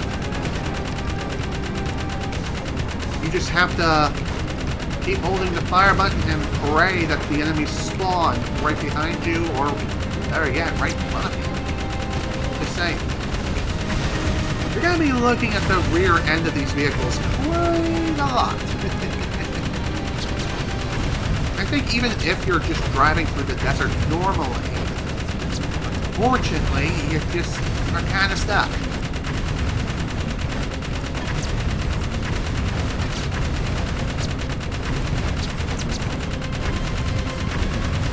That's it. Stay right there. Keep lining up for me. That was awesome.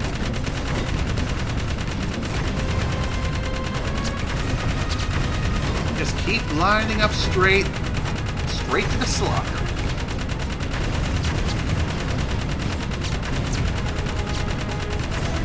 As long as no one spawns behind me, we should be okay.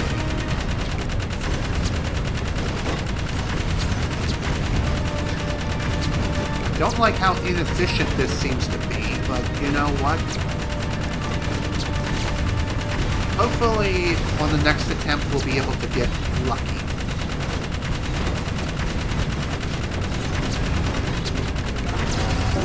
Just in time. God damn. Take the prize and enjoy. Phew.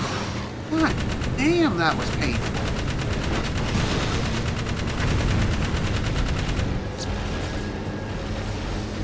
Man, that was truly something, I'll tell you what. No, I was not trying to make a King of the Hill reference. I'm just saying, that was pretty insane.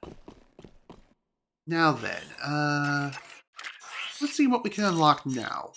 We only got 6 Precursor orbs to work with, so how about we go ahead and unlock, let's just go ahead and unlock Big Head mode and Small Head mode. And also, if you turn one mode on, you can't turn on the other.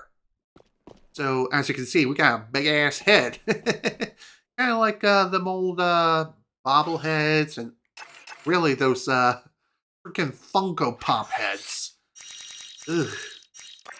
Not that I'm against that sort of thing. And here's our tiny wee head.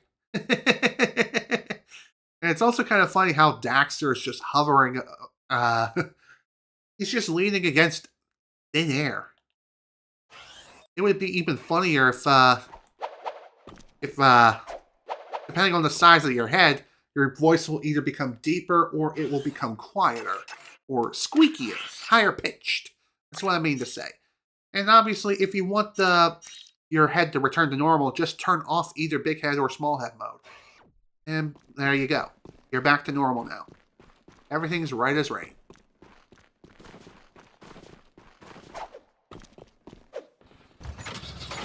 Oh, right. The Dust Demon is not what I want. Although, I haven't really driven it all that much. So, you know what? Just for a change of pace, let's go for a spin with this thing. Even if it's just for a little while. And let's see if there's anything else we can do around here. It does not look like it. There is that one challenge where I was only able to get a bronze medal from. There's also that one racetrack I completely trivialized. Speaking of King of the Hill, you like how Tom Anderson on Beavis and Butthead. Very similar to Hank Hill. I never watched Beavis and Butthead, so I can't say I agree or disagree with you. Well, there you go. Again, I really wish I could have been able to collect more of these Precursor orbs, but considering how much I was able to collect, I'd say that's pretty good, all things considered. There's still that one set of Precursor orbs that are on the freaking power lines up here. I want to be able to get to these things, but the question is, how? How do I get up there? That is the million-dollar question. Speaking of which, anything else in terms of challenges around here I can do? Well, there is that one. I think there's a silver medal I can go for there. And as far as other challenges, it looks like I got all of them here within Haven City, which is kind of crazy.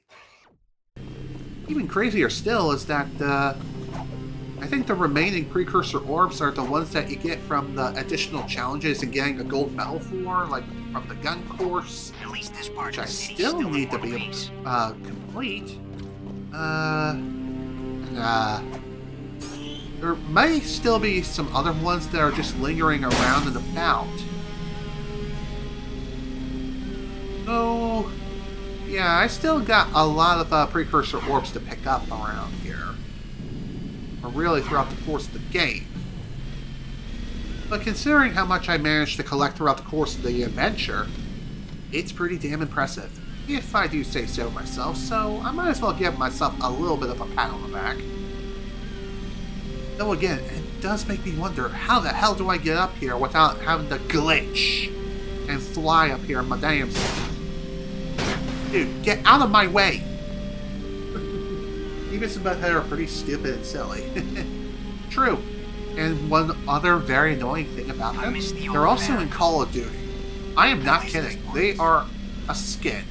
And they are the most obnoxious, infamous skin that you will ever see in any video game.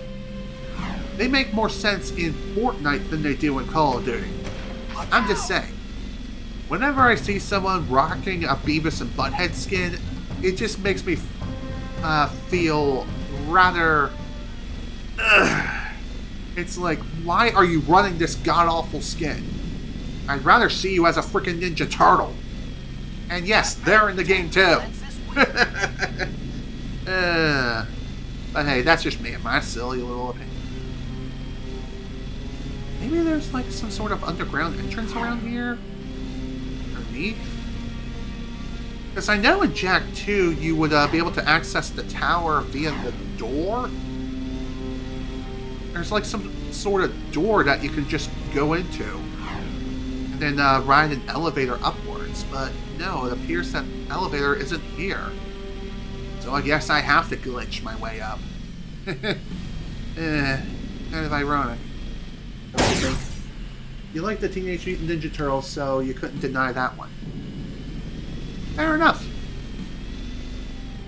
And I know a lot of people love Beavis and Butthead as well, but again, it just did not fit Call of Duty. Why? Well, it's pretty damn obvious. Their art style clashes greatly with Call of Duty.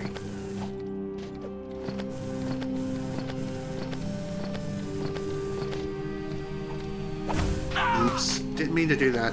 Sorry. Damn it. Well, I guess I'm just gonna start blasting ya. Sorry, buddy. It was just an accidental smack. I'm sorry, I didn't mean it.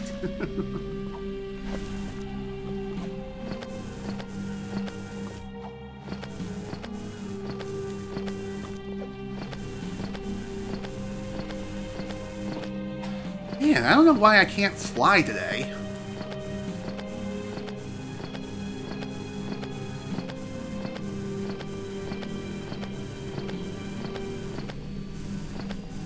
It's funny how I said that I couldn't fly today, and yet I was able to fly for a little bit. Torn will get us out of this mess. It's funny how he says that Tor will be able to get him out of the mess, and yet you're still in the mess.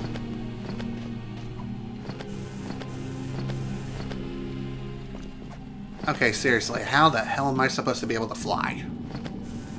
I mean, I know what I'm supposed to do, it's just getting the rhythm down to be able to maintain flight and ascend higher.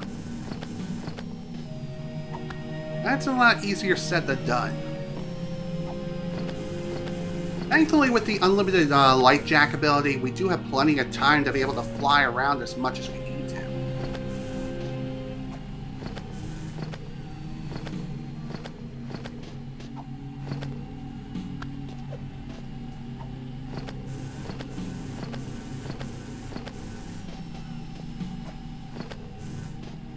Maybe that's how you were supposed to get up here. Just being able, just using Light Jak. Just using him normally, jumping on the pipes. But I feel like that's not the intended way either.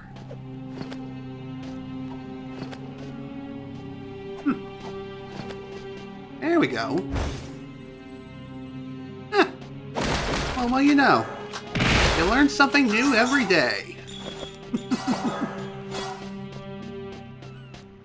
Wow, well, you know, Sarah Strong is the voice of Kira. Yes, I know that. It is pretty neat that she is voicing that character, and she ended up taking on the role of Kira throughout the rest of the series. So from Jak X Combat Racing all the way to The Lost Frontier. I don't know why her original voice actress ended up getting replaced. Maybe the reason why is not because of anything nefarious. Not trying to make a joke here. I'm just saying. Maybe there were some scheduling conflicts or something. Excuse me? Game? Hi. That was bullshit. Come on, man. I swear to God, I fell right through the girders. We've lost 3 battles this week. We lost 3 battles this week. No, really? I thought you lost 363,930. Okay. Well, at least now I know how to get up here. It's a bit of a long trip, but you know what? That's okay. At least now I know, and knowing is half the battle. So, as far as what we can do now, if it wasn't obvious, I'm gonna try to collect as many Precursor orbs as I can. there's still plenty for me to access and just be able to grab.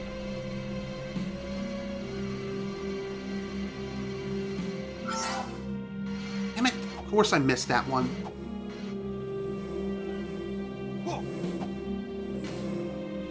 Oh, come on, game! I would try to fly back up there, but my flying skills are not exactly the best. As you clearly see, they are very, very inconsistent. Ah! Okay, that was pretty fun. I miss the old Baron.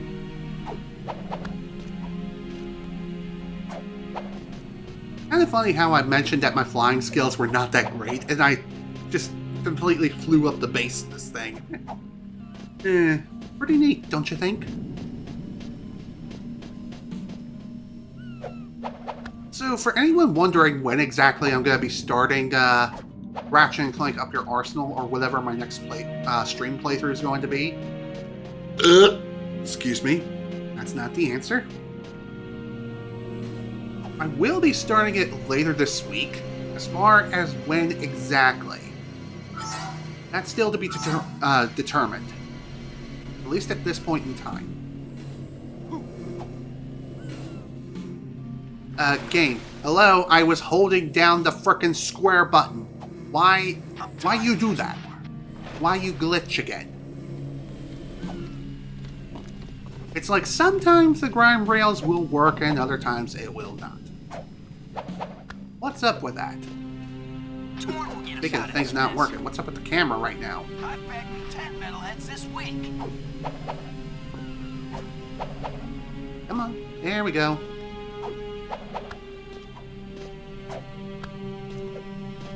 It really makes me wish that save states were a thing in this version of the game.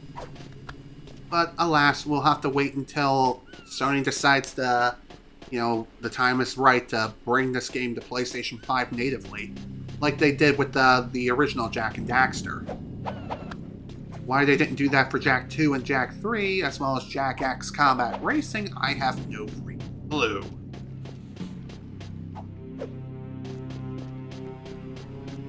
Okay. I'm gonna try something a little bit different.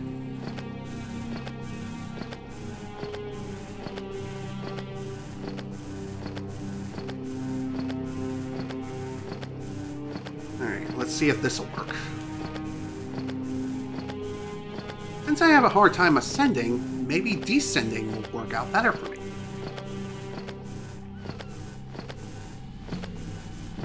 I say as I completely miss.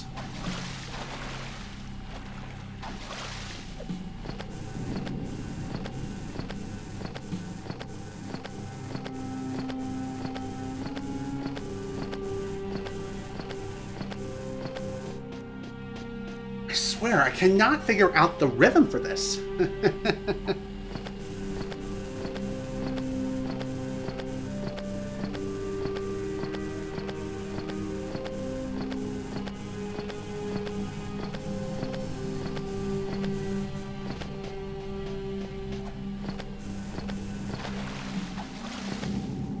I seriously wonder how speedrunners are able to do this consistently. I guess with plenty of practice, push-ups, sit-ups, and plenty of juice.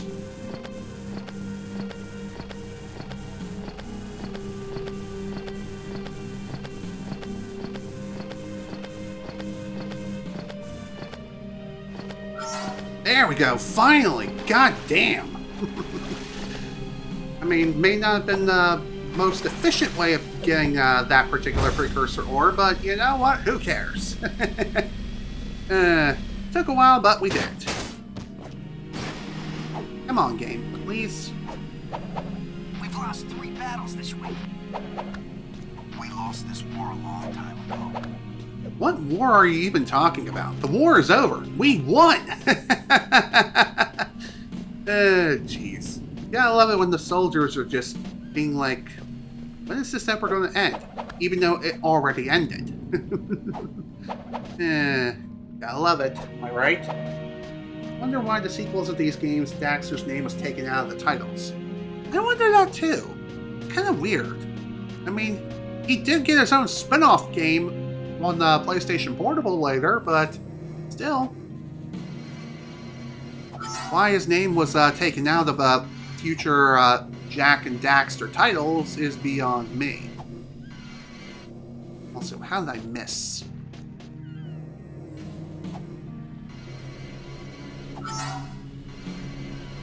Okay, this is fine. We'll just make another trip.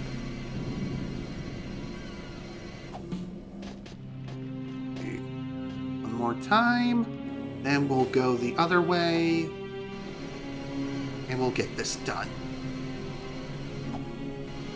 I cannot figure out for the life of me when to jump. Good job, me. Yeah.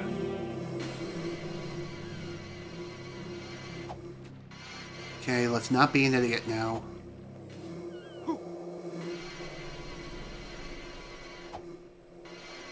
Okay, I guess I'm gonna have to glitch again. Dang it.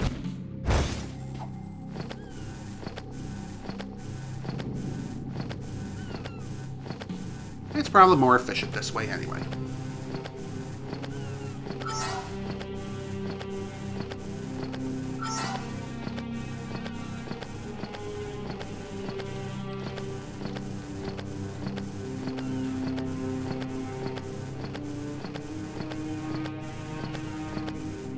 Forget it. Well, I got most of the Precursor orbs I was after anyway, so no biggie. There's still the matter of the last set in the final tower over yonder, which we will be getting our hands on. Now that we know how to get up here, you know, out of all of my playthroughs of this game, I've never figured out how to get up here until just today. So that's actually pretty damn neat. Okay, where the hell is the last thing? Oops. That was the wrong ability. Guess we're glitching. We be glitching. You be glitching like a freaking gremlin. That works. Hey, what can I say? It's an efficient shortcut. Alright, we're not even going to worry about jumping to the next rail. We're just going to ride these along like good old Grandpa intended. There we go. Secrets are still available. Of course, I know that game. Be quiet. Let's see what we can unlock now. Probably not very much. Cleaver's Diaper. So as far as what this will do, is that if you happen to look at Cleaver with this cheat active, he'll be wearing a diaper. That's really all it does. But as far as other things we're going to unlock, let's go ahead and unlock Bad Weather, Mirror World, Fast Movies, and Slow Movies. And obviously, you can only have one active versus the other. I'm also going to turn off Mirror World because... Actually, you know what? I'm going to go ahead and leave that on. And yeah, as you can see, Bad Weather just makes it so it's raining, thundering, and just stormy. In other words, if you want the weather to be rough and you want to make the game a little bit harder, there you go. That's how you change the weather to make it that much more annoying. So if you want to make your playthrough a little more challenging and you want to deal with bad weather, there you go. That's one way to do it. Funny thing is about the whole bad weather thing is that it's not one of those things that is instantaneous. I mean, it is instantaneous upon turning it on, but upon turning it off, it takes a little bit of time for the weather to stop and clear up. And of course, the weather patterns will go back to normal upon, well, just finishing it. Just finishing your little activity. It makes me wonder if I can get up to the very top of these towers. Is there anything up here besides just, you know, no collision detection? Now I kind of want to find out.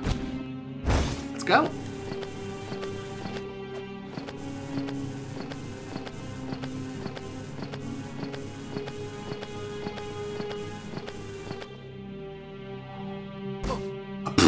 Yep, just as I thought. And again, I probably missed. Alright. Try again.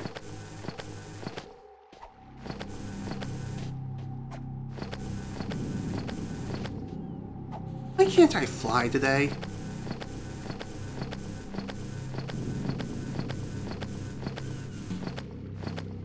Oh my god, there is no collision detection up there! Well, that's to be expected because, well, hello, you're not really intended to go up to the very top of these towers. So, that's neat. You wonder why in the sequels to these games... Oh yeah, I have already read that comment. Oops. Now then.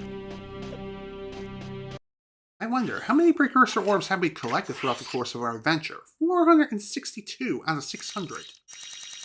Well, since we don't have much left in terms of different activities that we can do, I guess we can go ahead and try taking on the gun courses. Might as well, after all. Try taking them on again. I think for one of the gun courses, I've only managed to get bronze, or really, I think I only got bronze for all the gun courses. So, there is that, unfortunately. But, it is what it is. And remember what I mentioned earlier about the whole weird world inconsistency thing? Well, you'll see what I mean once I'm able to find the gun course again. And don't worry, if you think that you can't access it after reaching like the end of the game and things like that, nah mate, you can still access the gun course. You can access it anytime you're in Haven City. So long as you're not in the middle of a mission, that is. I just gotta remember where the hell the place is. Because unfortunately it doesn't have a distinct landmark. Not like the bar. We've lost 3 battles. I'm just saying. That place is clearly not the right way. It really does make me wonder, like, what's back there? And again, if you know what you're doing and know how to perform the flight glitch consistently, then, my lord, you definitely know how to break the game like a freaking twig. In other words, you're like a speedrunner. See what I mean about her? As you've probably seen within the final cutscene just before Mar was supposed to fly off to the universe, well, she was turned into an ocelot much like Daxter here. But, as you can see, she's back in her semi-human form. Why? Video game logic!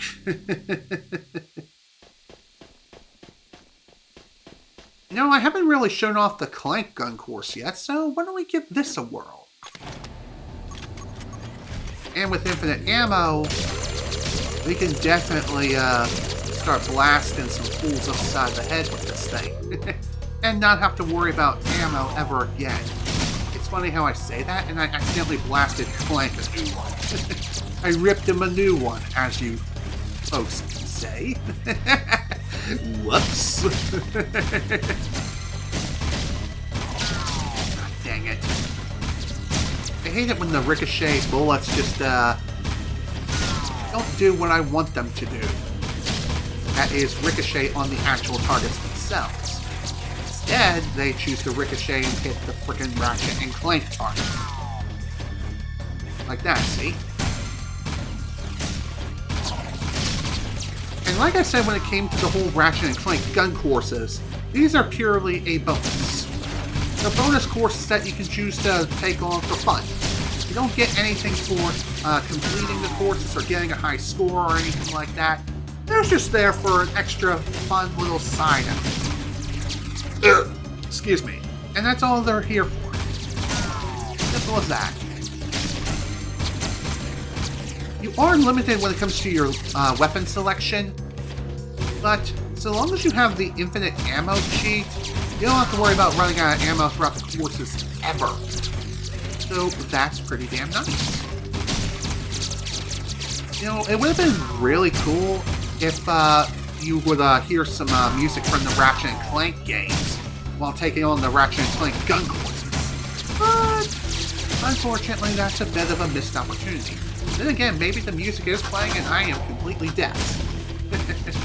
Who knows? Either way, still something worth mentioning.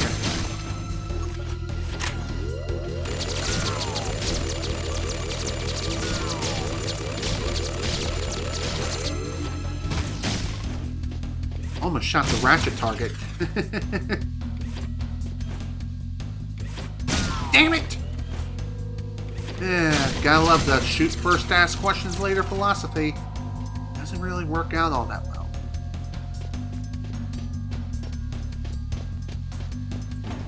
I guess we're done here. Well, that was the Clank gun course. Pretty fun.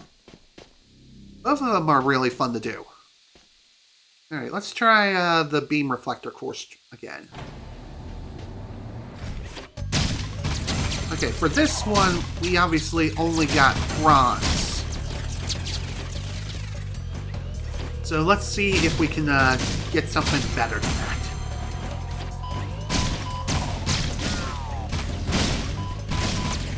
Also, whatever gun upgrades you have for your weapons here, they will definitely be applied to the gun courses too. In fact, they may make things a little bit easier on you.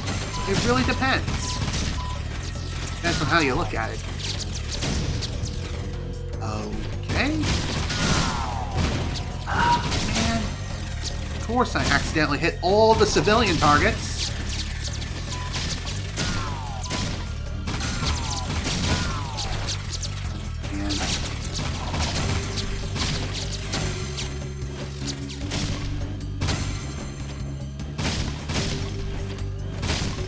This is fine. This is totally fine. We can definitely recover. I mean, we're already, like, well over the halfway mark when it comes to the silver reward. That's nice. I seriously wonder how it is I'm over 100 Precursor orbs short of the max 600 plus. Funny enough, I think that may be the very last trophy that I need in order to fully platinum the game. Which is kind of funny.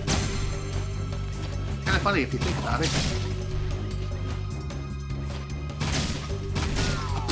Good job!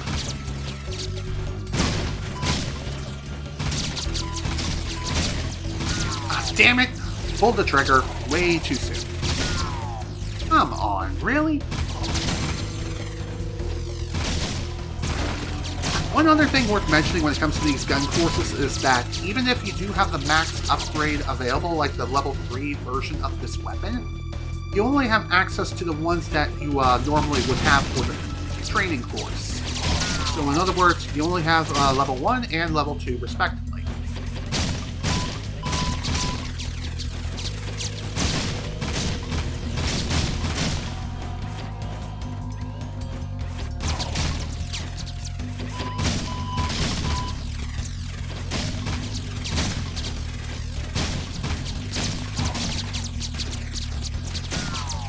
Come on. Okay, cool. 14K? Nice! Almost got gold! Why don't we give that another try? Maybe this time we'll actually get it. Let's do this.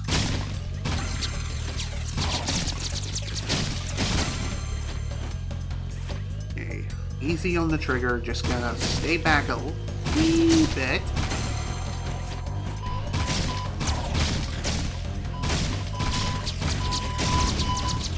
I am kind of surprised that guy did not go boom right away. Considering that the auto-aim on this weapon is not exactly the best. How does that civilian not get hit? I will never... But I'm not going to question it. Just going to keep playing and keep blasting. Good job! You go down, please. Okay, I totally meant to do that!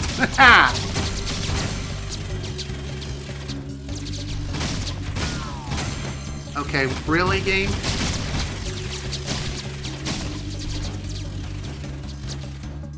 I definitely feel as though having multiple ricochet shots going off, even without any targets around, is probably your best option.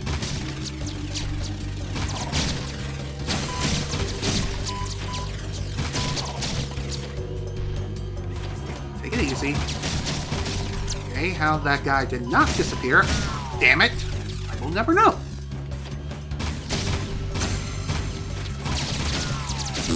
Good job. I love the ricochet controls. Sometimes they work, sometimes they don't.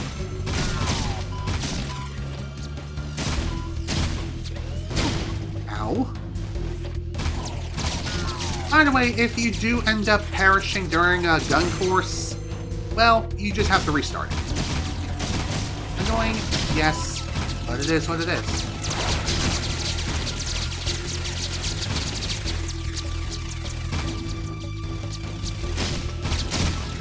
Totally meant to do that.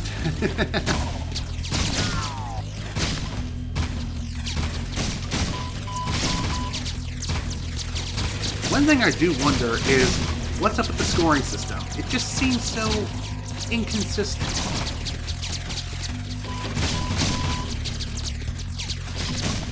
Do you get more points for being more accurate, or is it a timing thing? Like, as soon as these things pop out from the ground, how does it work? How do you get more points?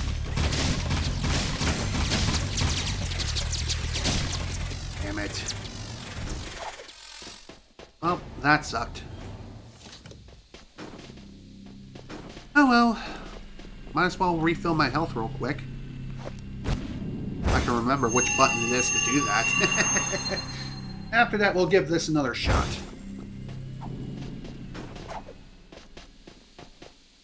Let's go again. One more time, baby. One more time. Figure I might as well, since, well, we finished the game in roughly an hour and a half within this session. Might as well take care of a few extra things along the way. Maybe after this, after we take care of the extra things around here, maybe I'll show off maybe a few cutscenes or two with the developer commentary. And just hear what they have to say throughout the thought process, throughout all the game's cutscenes and things like that. Just to get some insight on what the developers over at Naughty Dog were thinking. Oh, and by the way, if you couldn't tell, you can't use your Light or Dark Jak powers at all during any of the gun courses. Because, well, obviously that would be cheating! Funny how I say that, and yet I'm running around with an infinite ammo cheat. I mean, there are some cheats that you can use and cheats you can't use. Damn it.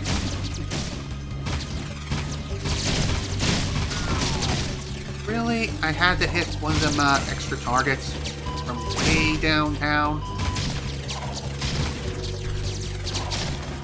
I'm surprised I did not hit those civilian targets. Even though I hit my fair share already. The devil and they shall hear. Damn it. Sure, I could use the level 1 blaster to try to have more control over my shots, but really, it's not very efficient. It's just not very efficient whatsoever when it comes to taking on multiple targets at the same time. I'm just saying, it's better to have the ricochet ready to go and start blasting anything that moves. You never know. You never know where these targets can be hiding. God damn it. And I don't think the way the targets appear, I don't think it's random. It's something you need to memorize. If you are able to memorize the exact spawns as to when targets appear and which ones do, you'll be able to complete these gun courses pretty damn quickly, and also get the highest. Son of a bitch. you can get the highest reward on your first go, if you know what you're doing. Wow. Just under 400 points short that time. Again, I think if I just laid off a little bit on hitting some of the civilians and just getting better luck overall, maybe it would have worked out better. I can feel it. This is going to be the one.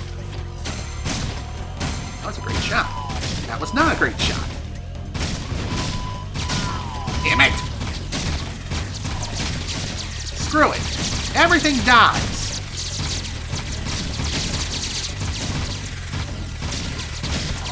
Okay. So far, so good. What I say is that as all of the civilian targets got completely obliterated.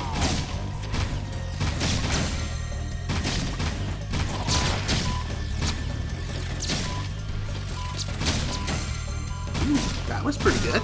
That was not good, damn it! What was I thinking? Damn it! Aim! You need to get your priorities straight. Come on, man.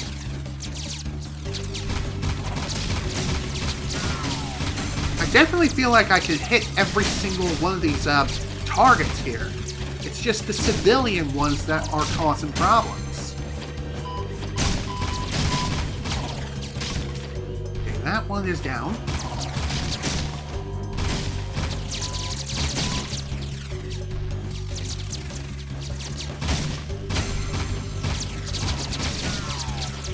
I definitely feel as though when it comes to the regular targets, you can't miss a single one.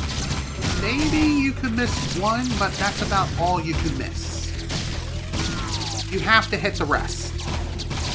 Civilians, well, unfortunately, there are going to be civilian casualties. That much is obvious. It's inevitable. It's gonna happen. It's just another day in the office.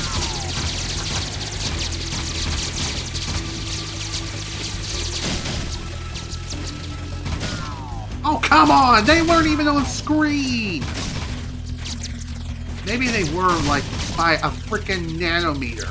But even so, still dumb.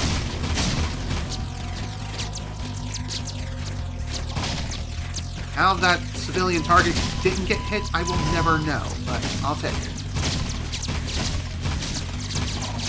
Wow. This was just a really bad run overall. What can I say? It was just bad. Yeah, that was really, really bad. Far too many civilian targets were hit. Oh well. Always this time.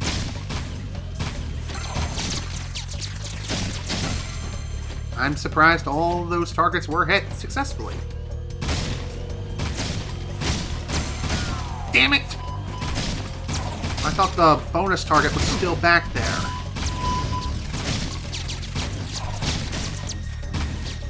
Probably gonna have to exit out of the gun course in order to heal up again.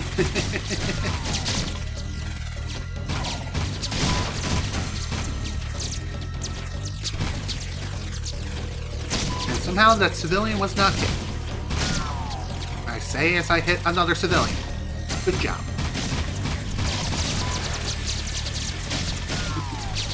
You think you know why Dexter... I get it. Also, apologies for not getting to the comments until just now. Like I said, when it comes to the whole reading comments thing, due to the way I have my TV and my setup positioned, due to the way I have everything set up, it's kind of awkward having to look over to my left in order to read comments, while also trying to focus on the game at the same time. If I had another monitor or something to look at chat while I'm playing, that would be different. And by that, I obviously mean one that's like directly right in front of my face. Sure, I could probably pull up my phone and monitor chat that way. That's another way I could do it. And I might look into doing something like that. I do have an iPad. I could use it for that specific purpose. But who knows?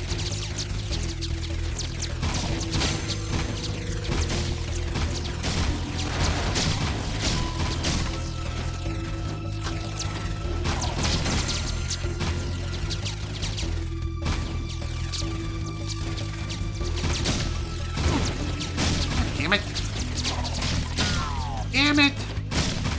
Of course the civilian got hit. Why would they not be?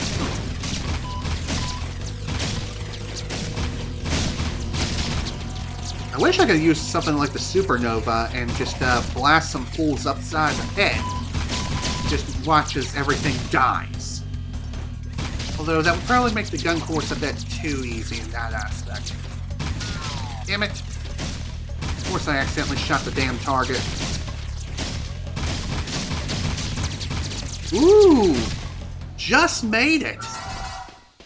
Whew! Boy oh boy, that was surely something. Ooh boy. Definitely glad to have that done. Alright. Wave Concussor course. Let's do this.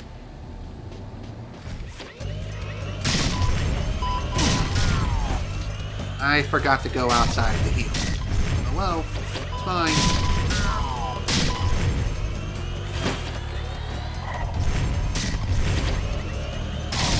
Again, you don't need to worry about ammo whatsoever so long as you have the infinite ammo cheat. Just start blasting. You may get lucky. It really depends on how the game feels.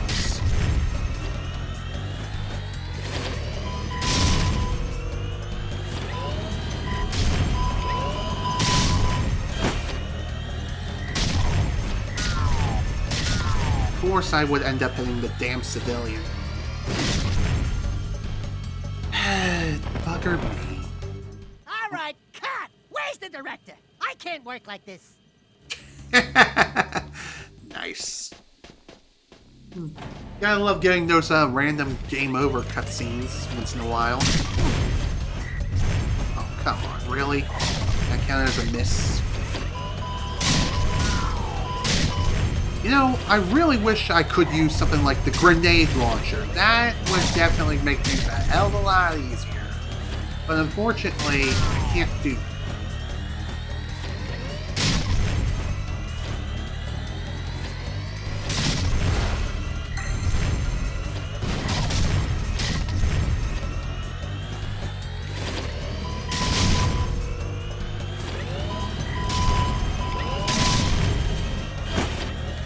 I really do hate the whole shield thing, too, that occurs with son of a biscuit. Okay, the gold targets is all that really matters here when it comes to these courses. They give you the most points.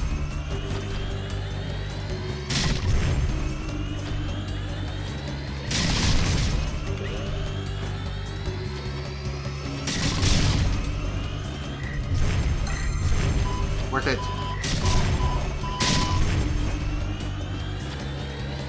Again, don't worry about running out of ammo because, well, hello, you don't need to worry about it so long as you have the infinite ammo cheat on. You can just keep blasting for as long as you want.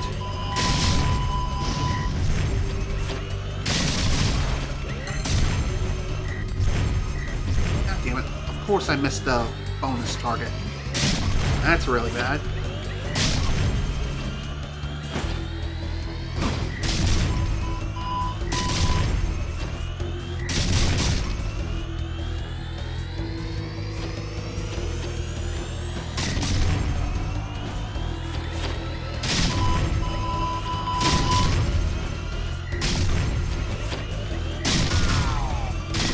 Really? There had to be civilians right there?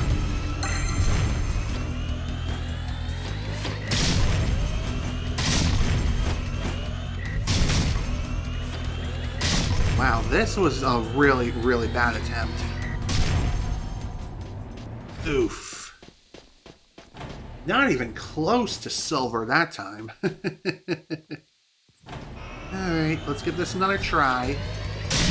Maybe this one will go better.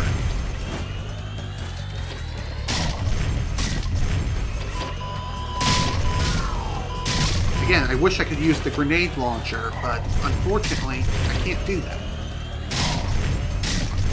Wow. Definitely should have released that sooner. I wish this thing had a faster charge time, but sadly, it doesn't.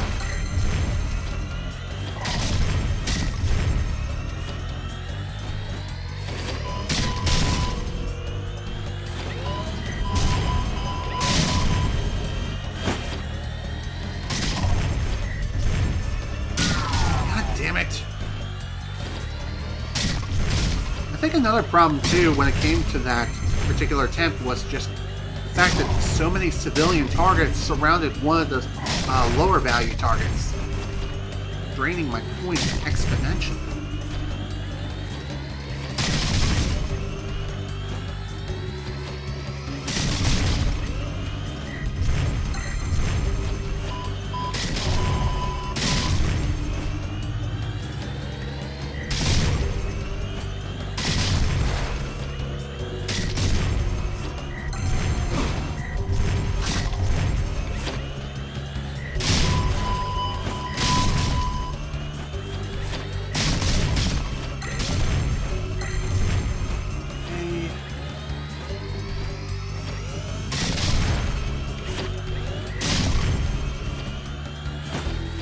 Honestly, when it comes to the whole blasting everything in sight, you just want this thing charged up all the time. This way, whenever targets do appear, you can just have the maximum blast radius all the time, ready to go, ready to unleash hell, and destroy everything around you. At least that's what I think.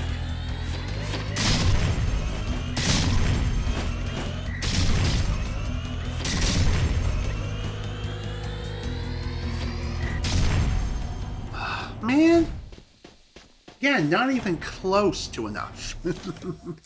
Just barely got over 14,000.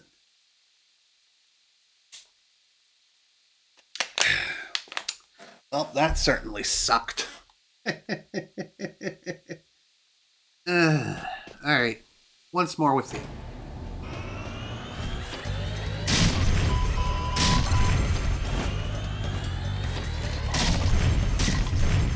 Again, the problem with this course as well is just the civilian targets. There's so many of them.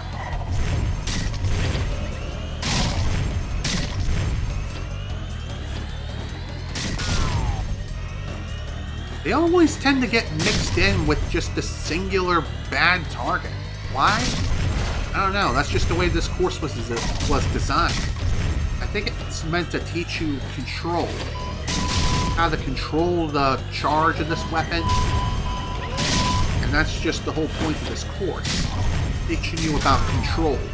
When to unleash full power and when not to. When to show restraint.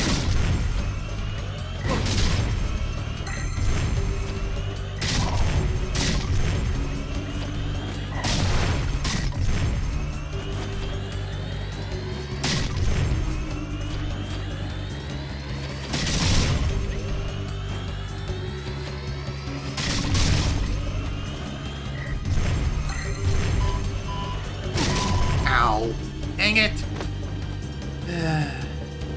Oh, come on, Daxter. A little dramatic much? I mean, they're just targets. I know that Jak got knocked out, but come on, buddy. They're not hurting you, too.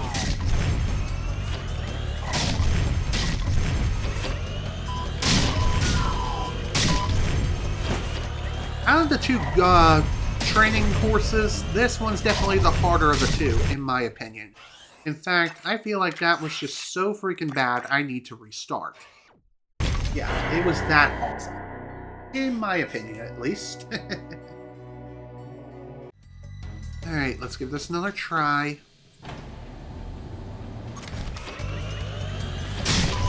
Oh, come on, seriously?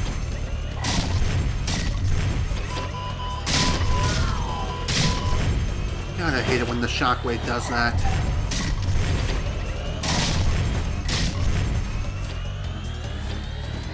Oh, and by the way, you can't just, okay, you can switch, but whatever charge you have, that's the weapon you're going to be firing. Just saying.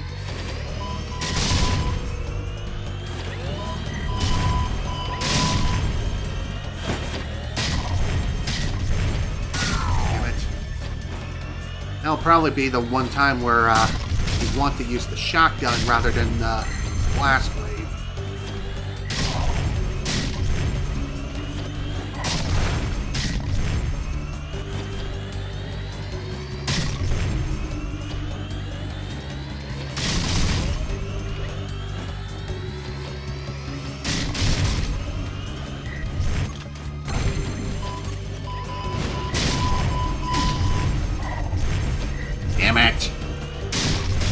Way too many targets were missed. This is why I don't like switching the weapons partway through. Probably not even going to reach 10,000. I say as I nearly reach 10,000.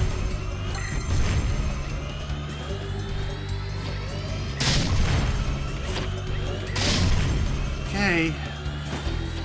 This is just another chalked attempt, unfortunately. But, them's the brakes. We'll keep trying, even if it's just a little bit longer than necessary.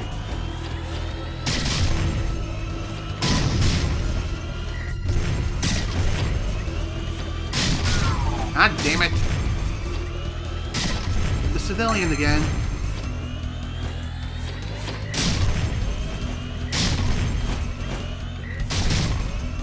This is why I love the infinite ammo cheat so much, because you don't need to worry about running out of ammo ever during the gun courses, and it just makes things a little bit easier. It ain't free, don't mind ya. I mean, don't... Blah, blah, blah, blah. It ain't free, but it does make things a bit less stressful. A little bit. Not by much. But it's better than nothing. If it makes things a little bit easier, then... Hey, I'll take that any day. Damn it.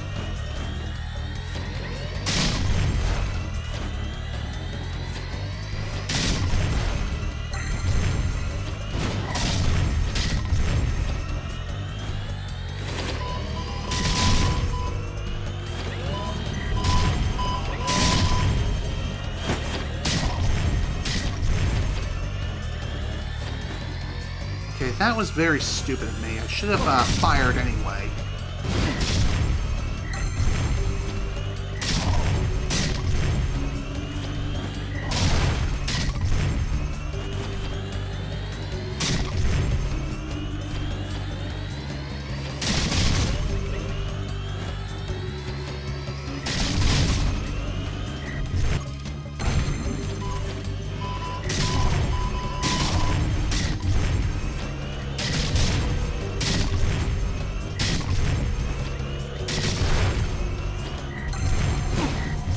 Come on!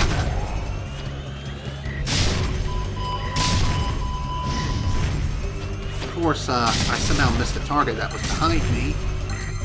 Like I can really see that.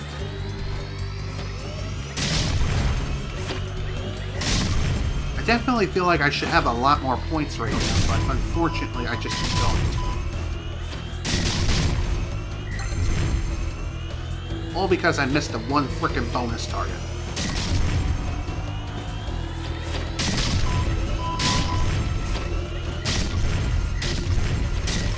Oh, that's bad. That is really bad. Not even 13k. Never mind. 13k.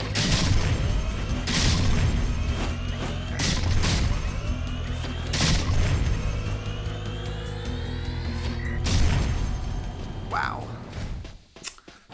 I don't know why I can't do this damn course. I mean, I'm barely able to get 14k each time.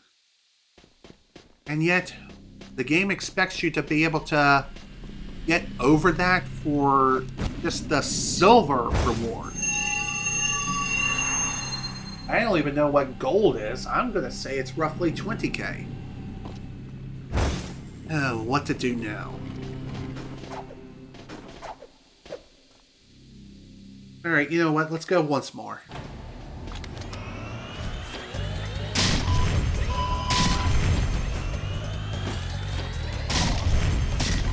I think after this what I'll do is just go back to the title screen and show off some of the extra secrets.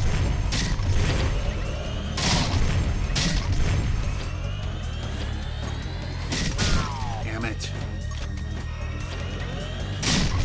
Yeah, I wish I could cancel a charge shot just by switching weapons, but unfortunately I can't do that.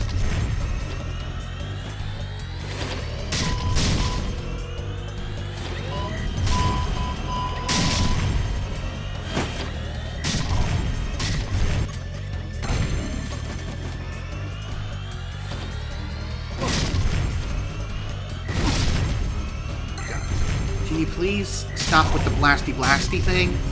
That would be fantastic.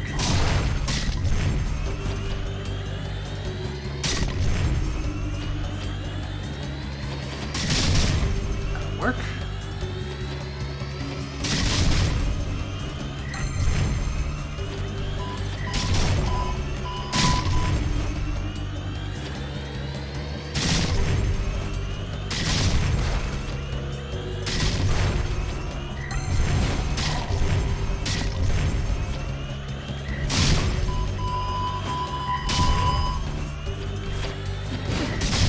Maybe that's why I was missing out on so many frickin' points. Just because I was surrounded by enemies and I didn't even realize it. I was just trying to move forward.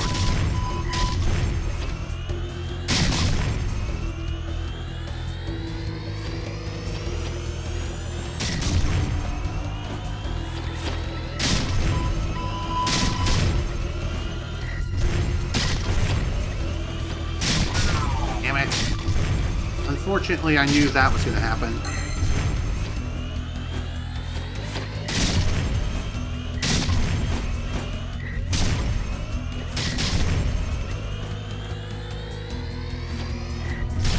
Wow, that was a lot worse! How the hell did that happen? I mean, what did I do different? What did I do different to receive such a piss-poor performance? It just doesn't make any sense. Seriously, I do not understand this game and its scoring system. It just makes no sense to me. Well, unfortunately, it is what it is. We can't win this war. It really does suck. I don't think there's anything I really need to worry about back here, right? There are a few other minigames that I do need to get the gold medal for when it comes to their completion, but not really going to worry about those right now. I know I took care of several of them throughout the Even City and even in the desert, but that was just because I felt as though I can definitely do that without too much of an issue and without turning this into a complete and utter grind fest. But speaking of Grindfest, I do know that there is one particular mission that has the just do a bunch of tricks with the jet board thing. I don't even know how that works. I know I just said that, but what I meant by it was I don't know how speedrunners are able to cheese that particular minigame. I know in Jak 2, there was a way to make it so you can fly forever with the jet board and just flung yourself across the sky and just get an infinite combo going forever and ever. Unfortunately, I don't know how to pull off something like that, so yeah, unfortunately, I can't. I can't pull that off for myself. So what I'm going to go ahead and do now is I'm going to go ahead and take a look at the extra secrets that we have. We obviously have the scrapbook, mega scrapbook, the Jak and Daxter model viewers for all three games, and also commentary for all the different scenes throughout the game. What level select will do is you'll be able to select any level within their corresponding acts, and you'll be able to do those missions again. Welcome to Light Jak keeps deleting your text. Interesting. I don't know why that happens. Maybe something's being picked up by the auto mod? Who knows?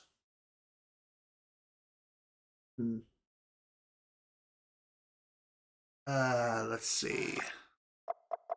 Why don't we go ahead and take a look at the scrapbook?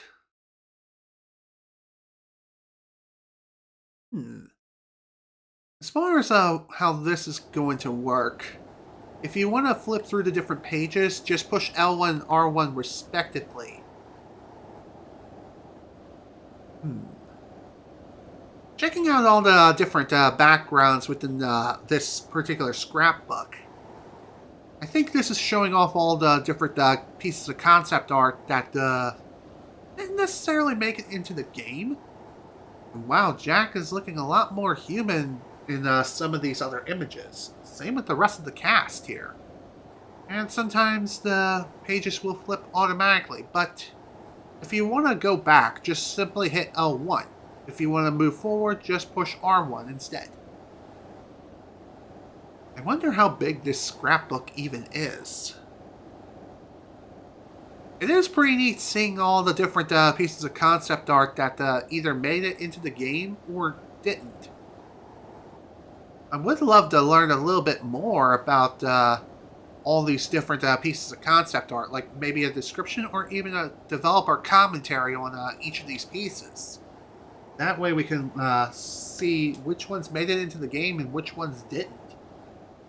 I mean, I think it's pretty damn neat, and I love things like this. These sorts of things, it's doing it before I can even send it. Oh, interesting. Maybe it's because you're typing your message too fast, or it includes a word. Or includes a word that is under a quote-unquote filter. Who knows? But either way, I apologize if you're not able to send messages as well as you should be able to. Yes, I did retire from speedrunning Banjo-Kazooie quite a while ago. I just wasn't having fun with the game anymore, which is why I haven't attempted to speedrun the game since. I mean, it was more the same old song and dance, and just being a broken record, and being like a Diet Dark Side fill. And it was just not enjoyable. Will I make a comeback? Maybe. Maybe. It's not completely off the table, but the odds of me actually doing so are pretty low.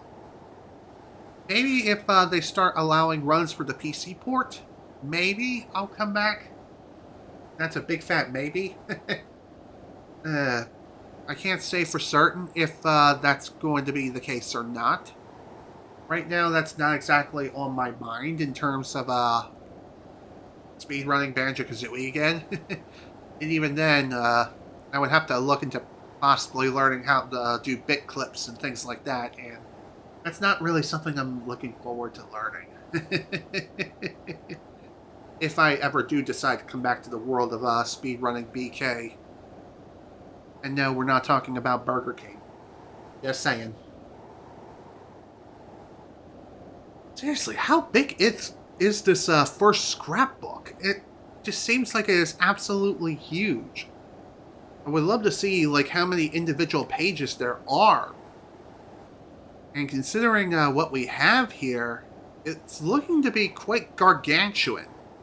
The Mega Scrapbook is probably even bigger than this. Oh boy.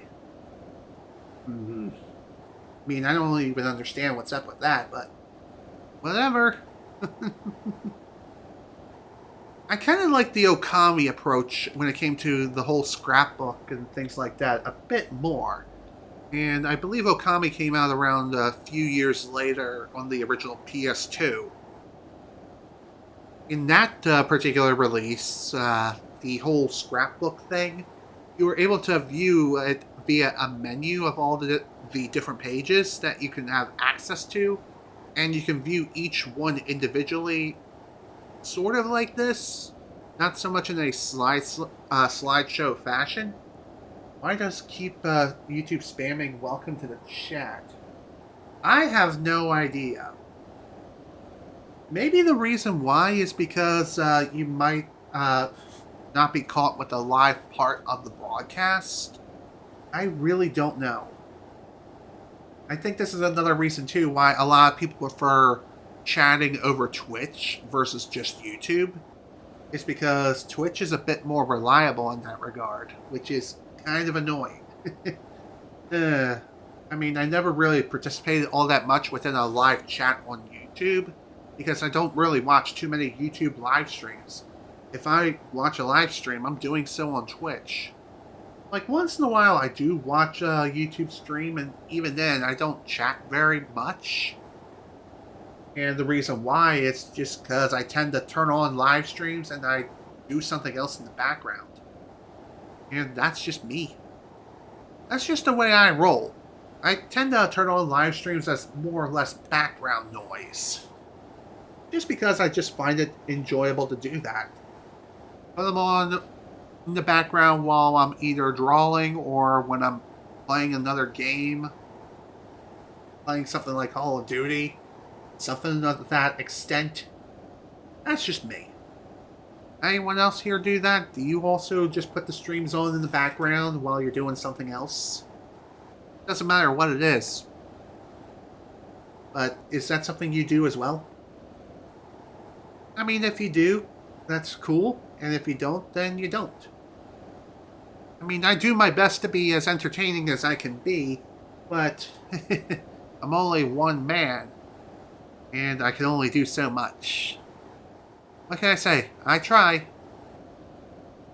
I try my best. Oh, you do so while you're cooking. I didn't know you cooked, Super Colix. I wonder what you're cooking today. You cooking anything good? Would love to know. Care to share it with the rest of the class? Seriously though, I would love to know what you're cooking. I mean, regardless of what it is, I'm sure it is delicious. God, how much longer is this scrapbook? You only cook things in the toaster oven or air fryer that's pre-made frozen. To be fair, I do the same sort of thing myself when it comes to my own cooking. And I also cook frozen food in the oven. I prefer cooking in the oven and air fryer over cooking anything in the microwave.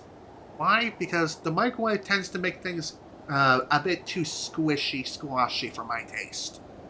And I mean that in the most literal sense. It just, I don't know. Things made in the microwave don't turn out very well most of the time. There are exceptions, like if you're cooking like Kraft mac and cheese or something. That turns out fine so long as you know what you're doing and you follow the instructions. But when it comes to other things, and just, most other things you pop into the microwave, they don't turn out very well. Like, if you're cooking leftover pizza, for example. For me, in my experience, it just doesn't really work all that well. Why? Well, it just makes the pizza kind of soggy. It makes the bread or the crust turn into cardboard. It just is not a good time. That's why I prefer cooking them in the oven, because when it comes to the whole oven thing, it actually cooks the pizza thoroughly. And even then, I don't like cooking leftovers all that often. It's hardly ever. I don't know why, it just, reheated food just doesn't taste as good versus it being freshly made. But, again, that's just me. But, hey, that's just, how I feel when it comes to reheating food. It's not my jam. And cooking in the microwave, no way, Jose. I will find any other cooking method. Whether it be the toaster oven or cooking it in the oven, that's what I prefer. That's just me. And if I can cook them in the air fryer, then cool. I'll do that instead. Honestly, cooking food in the air fryer is like the best way of cooking food, in my opinion. But that's just me and my opinion. That's the end of the regular scrapbook. Let's see. How about we listen to the commentary of some of the developers? We have a couple of different cutscenes we can have talk about here, so that's actually pretty cool. Let's see what they have to say about the intro movie.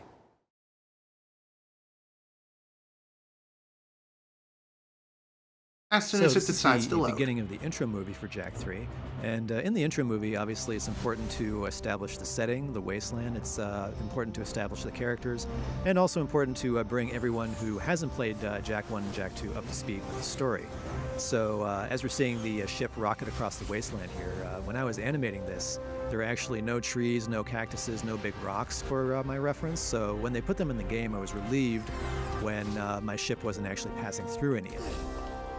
Now this guy Viger, he's one of the new characters. He's the main villain of the piece. And what's interesting about Viger is we're always trying to refine the work that we do, and we did his facial animation system slightly differently than we've done in the past, and it actually worked out very well so that all the new characters in this game use the new facial animation system.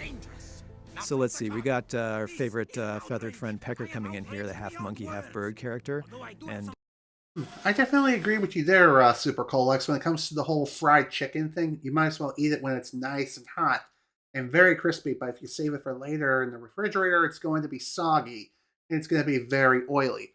Very, very true. Agreed 110%. Dropping in right behind him a second later is Daxter, who's always trying to upstage him.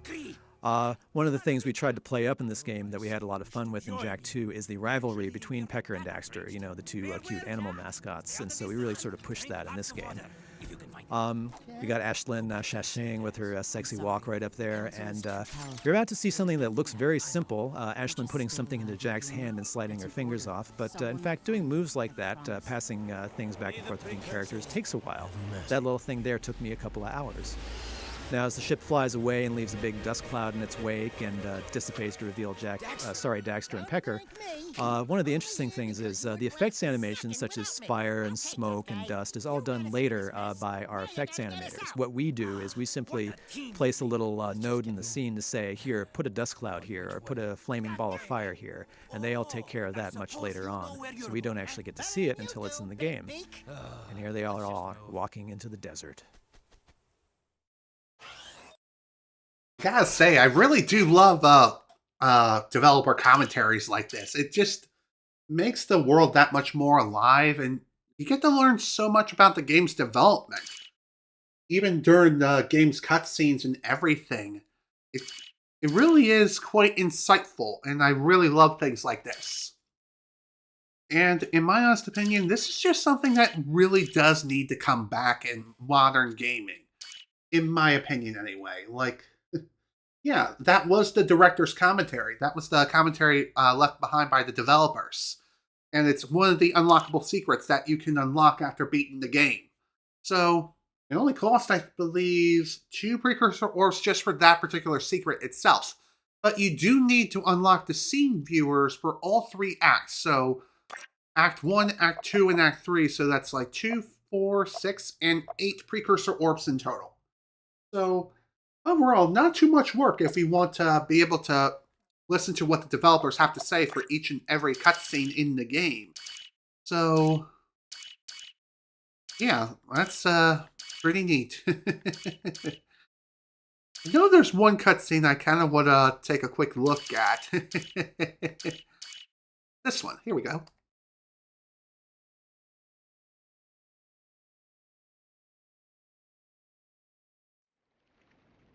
Okay, anytime now. There's a really funny story behind this scene, but I really don't have time to tell it. It's funny because it's true, because the cutscene is literally that short. Definitely one of my favorites when it comes to the... You also like to see the behind the scenes of the voice acting of the characters. I do too. I love things like that too. It's kind of a shame that something like that doesn't exist in Jak 3. But you can look at the model viewer, and I think you can hear some commentary from each of the voice cast members whenever you're viewing their models, more specifically for Jak 3. So, why don't we take a quick look?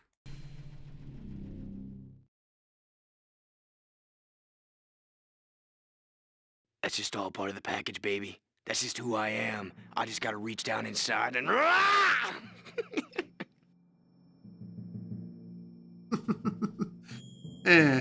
Very neat. Now... I'm hot on that little Otzel. I like a little animal in my men. I'd like them to have some hair on their chest, and Daxter's got a nice tail. By the way, if you couldn't tell, if you want to change characters, just push left and right on the D-pad. Although, for some weird reason... yeah, Jak is fine. But anyway, back to what I was saying. For some weird reason, not every character has a voice line. Why? No clue. And also, I don't think you can push a button to make a character talk. No, but you can exit the model viewer just by pushing triangle. But upon doing so, you are booted back to the title screen, so keep that in mind. The same also holds true for many of the different secret options. Yeah, I did all my own. Oh, and by the way, if you want to hear a character speak again, just flip back to their character model, and they'll say their line again. Oh, I would love to do another game. Hey, Jak, I'll arm wrestle you for the lead part. I didn't know they had additional voice lines. Neat. Well, Daxter's his own little furball. I can't really say he takes all the glory because, you know, he brings in the women and I take them home with me. I love that. Would I be willing to take off more clothes in the next game? Oh, honey, you couldn't handle me with less clothes. Ooh, spicy. Yeah. Well, I'm really looking in to do some dramatic work to really show my sensitive side. And I'm working right now on my own sitcom. I'd just like to do a shout out real quick to LaShondra.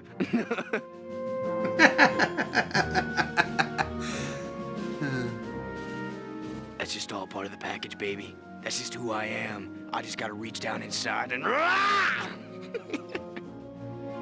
I love it how the voice actors are just having fun with the... Yeah, it sounds like commentary from the characters themselves. It's true. I think it is. Yeah, I love Jak. He's so supportive on the set. What a pro. Even with his recent brush with the law, he was always in, ready to roll. You true. Well, you know, sometimes I... What did Jak do to get arrested? Oh, I can't talk about that. Ask his agent. But let me just say, it was an awesome party. Did I like doing the game? Oh, I loved it. I mean, aside from the trailer, which, you know, I think I'd want it to be bigger next time. Well, Daxter's his own little, I'm hot on that little Otzel. I like a little animal in my men. I like them to have... Okay, we already know what she has to say about animals. I hope this game's fun. I mean, I do my part. I'm practically carrying the whole thing, you know. The next game should be called Orange Lightning Strikes Again. Orange Lightning Strikes Twice? You know, I think we should branch out. Shouldn't just feel completely anchored to the whole adventure genre, you know. I think we should be branching out. I got the moves. I got the moves. What's kind of hilarious is that they did end up doing that with Jak X Combat Racing, and later a new developer stepped up and made Jak and Daxter The Lost Frontier. A game not made by Naughty Dog and is considered the worst out of all the Jak and Daxter games. The end. And that's how the series died. Kinda sad. Yeah, it's tough in the suit. I mean, it's 110 degrees in here. Takes 7 hours in the chair to glue this stuff on. I'm like those monkeys in that movie. I'm famous, but nobody knows my face. Just kidding. I'm the real thing, you know? Animal through and through. Feel it. Yeah? Real skin. I use conditioner, too. Nice and soft, yes? Now I've got you wondering, huh? I'm an enigma. Also, you may notice when it comes to Daxter's character model, he is wearing his new pants. And as far as I know, I think if you want to unlock the Jak 3 model viewer, you do need to beat the game first. Otherwise, you can't access it. Why? Well, then that would kind of spoil the ending a bit, you know? You would know that Daxter gets pants at the end of the game if you happen to be able to access the model viewer sooner than finishing the game. Well, I want to direct the next game. You know, I've been working on my command voice. Listen. Action! What do you think? Not bad, huh? Action! See, I can do it. I'll grow a beard and look shabby chic and talk all intellectual about shot blocking and image systems and metaphors. Steven, baby, I want your job. I don't even know who that is, but hey. Well, there was the time when Tess and I were caught in a hip hog. Ooh, it was a hot set and we were, getting into our characters. Fun times, fun times. Now I kind of want to know what went down in Funky Town. Jak and I go way back. Very few people know this, but actually we were working together on the stage version of Spartacus Does Rome. Well, it was an adaptation, an adult version, But yeah, Jak's great. Jak's great, real pro. Rated T for T. Just saying. I'm writing a bit now, working on my autobiography. Animal Magnetism, Tinseltown from 3 feet off the ground. It's gonna be a big seller. Who knows? Maybe it'll be a complete flop, but only time will tell. Now that you mention it, they wanted me to dye my hair blonde for this game. Can you believe it? But I said no way. I'm known for my orange hair. Known for it. I built my rep on this color. No way they're changing my image. I'm a star already. They also wanted me to change my name to Wolf Fury and lose 10 pounds. I lost the weight by cutting off some of my tail. And for the rest, my agent straightened them out. Pretty interesting. Yeah, 2 words. Daxter 3. I'm the star, man. Everyone knows it. Jak knows it. Come on, who gets the laughs? Who's out there taking the hard falls? With no stunt double? Me! I'm the glue in this horse factory. I want my props! Seriously, though, the game was great to work on. It's really great. The people were great. The sound engineers were great. I love Daxter. Everyone loves Daxter. You can't help it. Let's do it again. Kind of hilarious that he ends up getting his wish later down the line on the PlayStation Portal via Daxter. Funny enough, I've not played that particular game within the Jak and Daxter series. Am I going to pick it up? Maybe, if I have the funds to spare. Will I play the game on stream? Yeah, probably. I would like to play it for myself first, if anything. I hope this game's fun. I mean, I do my part. I'm practically carrying the whole thing, The next game should be called Orange Lightning Strikes Again. Orange... You want me to feather you upside the head? I'll do it. Funny enough, I think that's Pecker's only voice line in the model viewer whatsoever. You want me to feather you upside the head? I'll do it. You want me to feather you upside the head? I'll do it. Okay, yep, just as I thought. Yeah, That's the only voice line he has. Kind of unfortunate. I was like, oh my god, I got the part? For real? And I was like, dude, you won't be disappointed. I can act and stuff. I even took a class. I mean, wow, to be an actress is so cool. I couldn't wait to tell my therapist. Tess has a therapist? Didn't know that. Where did you read that? You totally have to talk to my therapist about that. But, Daxter, he's totally neat. He's a hottie. Burning volcano hot. I mean, the whole, animal thing, it's a total act. He's really sophisticated in real life, for sure. He orders wine with lunch and everything. Interesting. Very interesting. Whatever. Jak is so last year. Just yanking your chain. Jak's cool, too. Jak, sweetie, call me. I don't know. I think he has a bit of a different rose budding from somewhere else. Something a little spicy. Yeah, for kids! Even though this game was technically rated T for teen.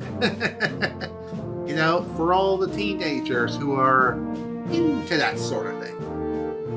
It was so totally awesome to do Tess. She's a really deep character. I can totally relate to her. She loves Daxter, but she's torn by her loyalties to the underground.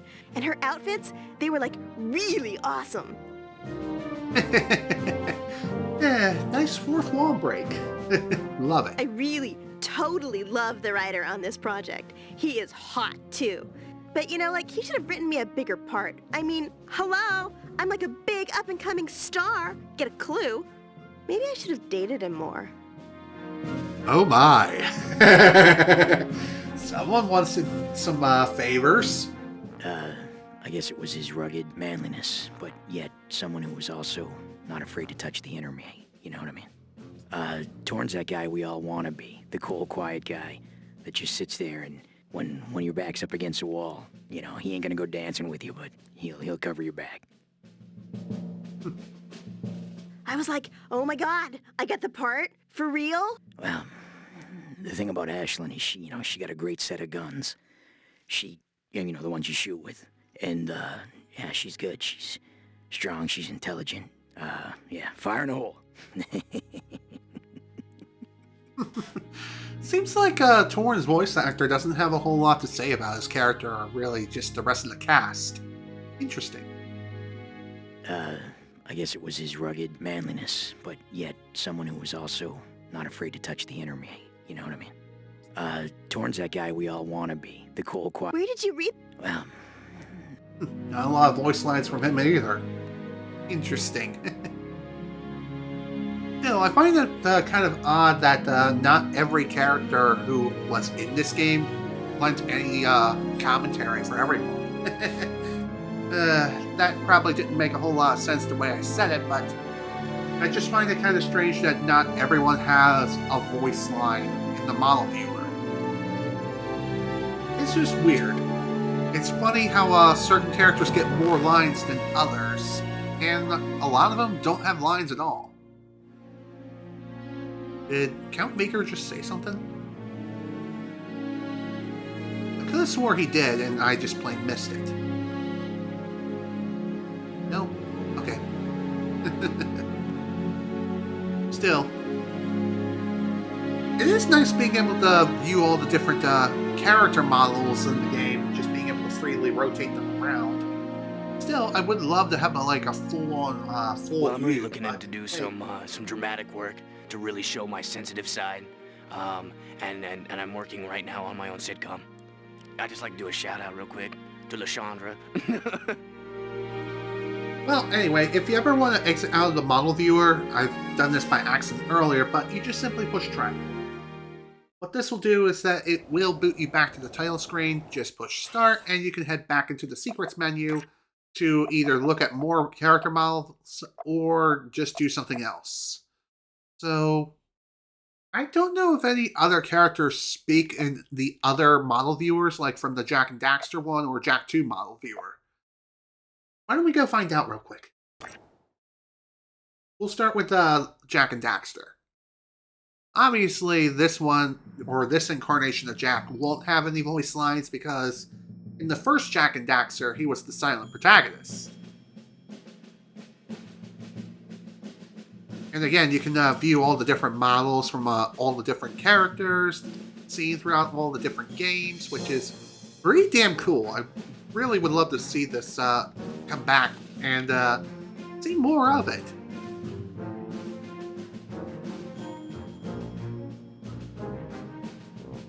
Again, it just looks like the only ones that have any voice lines whatsoever, if you really want to know, it's just Jak 3. Because it looks like from the first Jak and Daxter game, you're not getting much of anything here. You're just able to view all the different character models from all the different characters seen in the games. And that's what Daxter originally looked like before he took a swan dive into the dark eco and jumped out like a fish. I'm just saying. Again, it really does make me wish that these characters did have something to say. Of course, for certain other characters like the Fluff or whatever it was, it makes sense that they're silent, but still, maybe Jak 2 models will have lines. Well, we're about to find out now. That's just all part of the package, baby. That's just who I am. I just gotta reach down inside and... More of the same lines from the Jak 3 model viewer. Neat. Well, you know, sometimes I just get a little angry. I like to have my own personal space, and when people invade it, I just get mad and, I can't deal with that sometimes because, I'm an artist and I need my time and I'm creating new things and outlets for this process. And sometimes the hindrance of people coming up to me and telling me what I'm supposed to do just really pisses me off.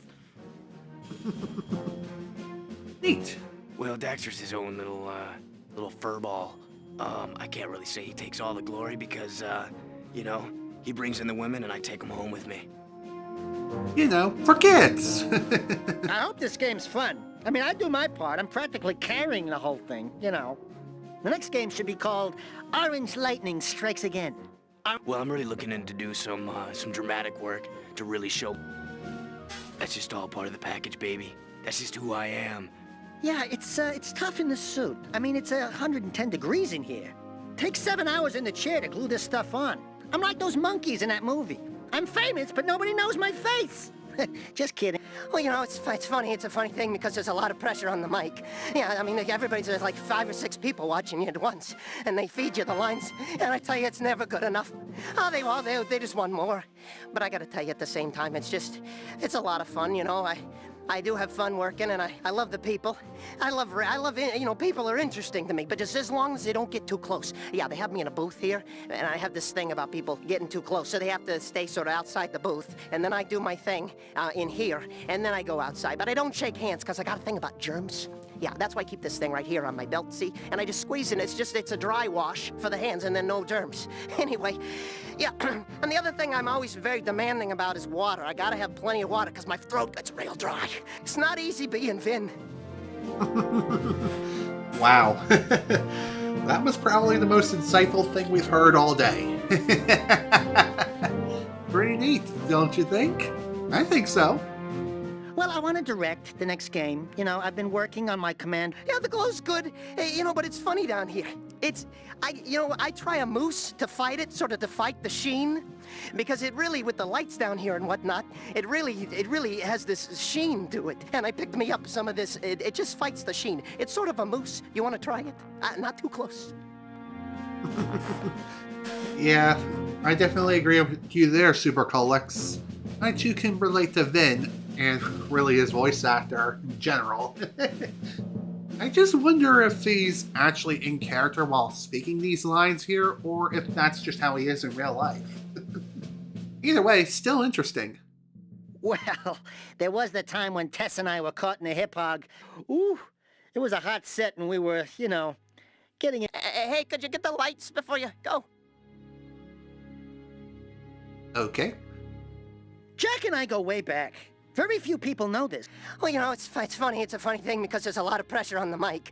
Yeah, I mean, everybody's like 5 or 6 people watching you at once, and they feed you the line. Well, to be quite frank, I had to drop some weight for this part, but I think it was worth it. Yes, I'm at a lean and mean 520 right now. It took some work to get down to there. I've got a personal trainer and the whole bit, I ate him, but not before I lost a good amount. Yeah, the glow's good. I don't play games. They're too hard on my heart. Blood pressure and all, I can't get the character to do the thingy, jump right or spin. I just don't have the game gene. I could play for years on the same level and never win, so I let Jak and Daxter play for me. Pretty funny. What's even funnier is that you can see, like, within Crew's character model, his legs are kind of clipping through part of it. But that's just a limitation of this sort of technology. Even at the time, this was pretty commonplace, like way back then. Even now, you can still see that sort of thing happen every now and again, but it's not as common as it once was. Hey, could you get... I want to be the romantic lead next time. I want to show the world how sexy I am. Sexy, sexy beast that I am, baby. Okay. Whatever you say. Yes, well, I think Crew is begging for someone to love him. His life is so devoid of hope and promise, so lacking in identity and a sense of belonging, that he turns inward with hate and self-loathing, and that pain fuels his angst and motivation for destruction. Oh yeah, and his guns and chicks are cool too, man. I definitely agree with you there, Super Colix. His legs really are teeny tiny, and it looks like they can break like a freaking twig. It's like you step the wrong way and boop, they gone. Ow! It's also kind of hilarious considering that his arms are freaking huge, like a hippopotamus, and yet his legs are like freaking twigs. What's up with that? Yeah, the glow's good. It was great fun filming with Daxter. He's such a pro, and he doesn't take up a lot of much-needed screen space. Hey, could you get... Well, to be quite frank, I had to drop some weight for this part, but I think it was... Okay. I don't know if anyone else has any other voice lines. There might be some, but not a whole lot. Game? Games are for wimps. Get out in the real world. It's called the sun, that round bright thing in the sky. Jeez. Oh, now, seriously, though, this is going to be one hell of a game. World is enormous. Scenery, state-of-the-art. The action is sizzling. I only wish I was getting some back-end points, you know?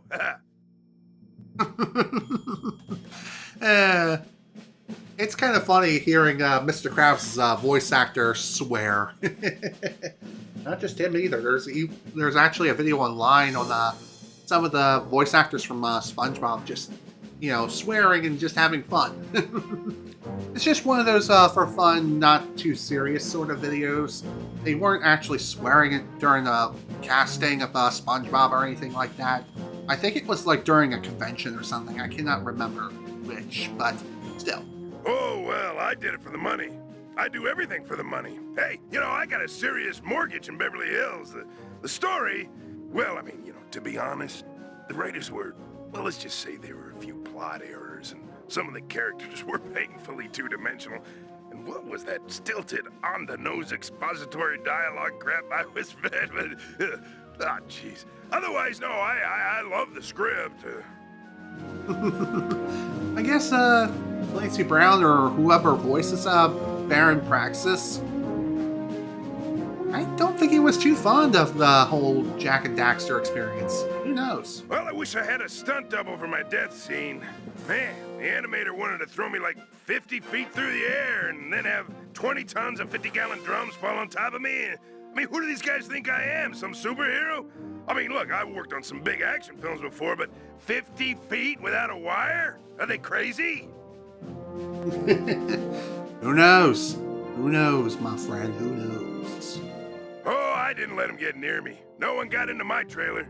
As a bad guy, I felt I needed to stay in character, Clancy Brown. Keep my emotional distance. I never remember you his can't be name. friends with the good guys. Besides, most of them were pussies anyway. What do you expect from the Baron? Okay, that was pretty funny.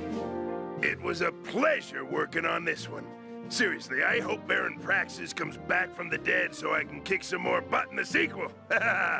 And Daxter, baby, hook me up with Ashlyn, will you? She won't return my calls, man. I don't know if he ever made a reappearance, maybe in The Lost Frontier, but I know he doesn't appear in Jak X Combat Racing. Games are for wimps. Get out in the real world. It's called the sun. Well, that's that. That's the character viewer. Angry. I like to have my own personal space, and when people invade it, I just get mad, and I can't deal with that sometimes because I'm an artist and I need my time, and I'm creating new things and outlets for this process, and sometimes the hindrance of people coming up to me and telling me what I'm supposed to do just really pisses me off. I also find it kind of interesting that certain voice lines are only heard when viewing the characters within a different model viewer. So with that particular voice line, I think only appears when you're viewing the Jak 2 character models. It's still cool to see that all the character models make an appearance within Jak 3 as a way to say, hey, this is the journey that we've been on throughout all 3 games. We hope you enjoyed it. We hope you enjoyed the journey along with us. And when it comes to me, I most certainly enjoyed my time. And I had a lot of fun playing through this game once more.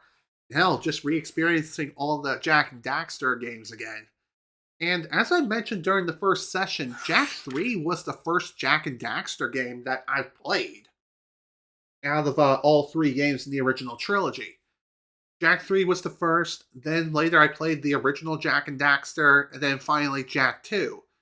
And it's kind of funny how the order I played all three Jak and Daxter games was my overall opinion on all three of them. Like, Jak 3 was the best one for me because, well, a little bit of a bias there. It was the first one I played in the original trilogy. And Jak 2, I do see a lot of people praise that particular game, saying it's the best in the trilogy. I can't really say I agree or disagree. I feel like I'm a bit in between and feel like it's probably my least favorite in the original trilogy. But again, I probably have to play through Jak 2 again just to know for certain. And I actually need to pay attention to that game and its plot. I mean, when I did the stream playthrough of that game, it was not my best performance when it comes to just playing through the game and just being able to pay attention. Well, anyway, there's only really one more thing I guess I'll go ahead and show off, which is Hero Mode. So, like I said with Hero Mode, upon reloading the game on that new save file, what will happen is you will be able to carry over most things, but the only things you're not able to carry over, I'm pretty sure... Okay, you are able to carry over all of your secrets, but all of your precursor orbs that you previously collected, so long as you had at least one in your inventory, you're able to carry that with you. But when it comes to all the other stuff, you'll basically have to recollect everything all over again. But one very nice thing is that if you unlocked any cheats during your prior playthrough, you can make your Hero Mode playthrough completely trivial. And what I mean is, if you happen to have invincibility, unlimited ammo, infinite Light Jak and Dark Jak respectively, then upon reacquiring those abilities, you'll be able to utilize them to an even greater extent versus, well, I don't know, just being able to play the game normally. So that's pretty damn cool, in my opinion anyway. But really, that's basically Hero Mode in a nutshell. Hero Mode, like I mentioned, is the game's New Game Plus mode. And as I've mentioned previously, it is recommended that you play on a separate save file or save over a new save file for Hero Mode. Because, again, not a whole lot carries over except for your secrets and your current count when it comes to your stuff. I would highly not recommend overwriting your primary save file once you activate Hero Mode, because if you do that and load the game again, then you're starting and you're going to be completely stuck on the Hero Mode save file until you finish the game. And even then, you're stuck in Hero Mode forevermore. Unless, again, like I mentioned, you start a new game and more or less set it up as a new save file. So, yeah, that's basically everything that you need to know when it comes to all the stuff that I was able to show off. I know I wasn't able to 100% the game, even though I really was looking into doing that. I just was not able to do so. And, of course, the last trophy I need in order to be able to platinum the game completely is getting all 600 Precursor orbs. That was the final trophy I needed. And considering that I collected roughly 2/3 of all the Precursor orbs in the game, I'd say that's a pretty damn good accomplishment. At least in my opinion, anyway. Didn't mean to return to the PlayStation menu. How many did I collect again? I think it was like 460 something Precursor orbs. Take a look. 468 out of 600. So that's at least 2/3 of the way through. Just kind of dumb that I wasn't able to collect the remaining 100 and something. But it is what it is. Well, despite the fact that I was not able to truly 100% the game, I was able to show off basically everything that I possibly could, aside from like the mega scrapbook, which I guess we could show that off before we go ahead and wrap things up. Which, I know I've already taken a look at the model viewer, we viewed the commentary on like 2 different cutscenes. When it comes to the whole commentary thing, it's one of those things that it's best experienced for yourself during your own time. Even if I were to show off absolutely every single cutscene in like the Jak and Daxter movie with developer commentary, there might actually be a compilation on YouTube or something listening to all the developer commentary cutscenes throughout the course of Jak 3. Not too sure if there is one. I'd have to look it up. But if something like that does exist, definitely take a look. It really is interesting learning about all the different cutscenes and how they were made, and just overall how the entire story came together. Now then, let's take a look at the Mega Scrapbook. And if I have to guess, I think this is going to be showing off all the different characters throughout the game, between their original designs and also how they ended up their final forms, so to say. Also, you gotta love that beard. Kind of a shame that we didn't get that beard for Jak 3, but hey, at least we got the goatee. So that's something, I guess. Even then, still interesting to see how everything turned out the way they did. And like I said, this game does hold a lot of secrets, and collecting all the Precursor orbs and going out of your way to collect as many as you possibly can just to unlock everything, or at least all the different concept art and things like that, it's definitely well worth it. And you don't even need to collect every single Precursor orb in order to unlock all of the different pieces of concept art that are available. I think you need maybe about 20 Precursor orbs, and even then, you just only need to do some of the easier challenges, and bada bing, bada boom, you'll be able to get everything that you need. And at least in terms of the concept art. When it comes to the more fun stuff, like the cheats and stuff like that, they require a lot more effort. That much is for certain. But you know what? That's fine. That's totally fine with me. At least in my opinion, anyway. The cheats are obviously the best part of the entire game. Just being able to completely break the game like a twig, and just being able to fly around with the Light Jak power forever and ever. If you know how to get in rhythm of using the flight and shield in like the perfect way, it really is quite the experience. And just being able to jump out of bounds and just figure out what's a solid object, what's not a solid object, that's just all part of the fun. At least in my opinion. It really is quite the adventure. And when it comes to my overall opinions on this game, like I mentioned, it is my favorite in the original trilogy. I have played Jak X before. I most certainly have, back on the original PlayStation 2, and that is a trip within itself. No pun intended. Although I've never experienced the PS4 re-release of the game, but my memories on the PlayStation 2 release of the game, the original, the OG, oh boy, that was definitely something, to say the least. Although it does make me wonder if certain bonuses are applicable in this re-release of the game. I'm going to say yes.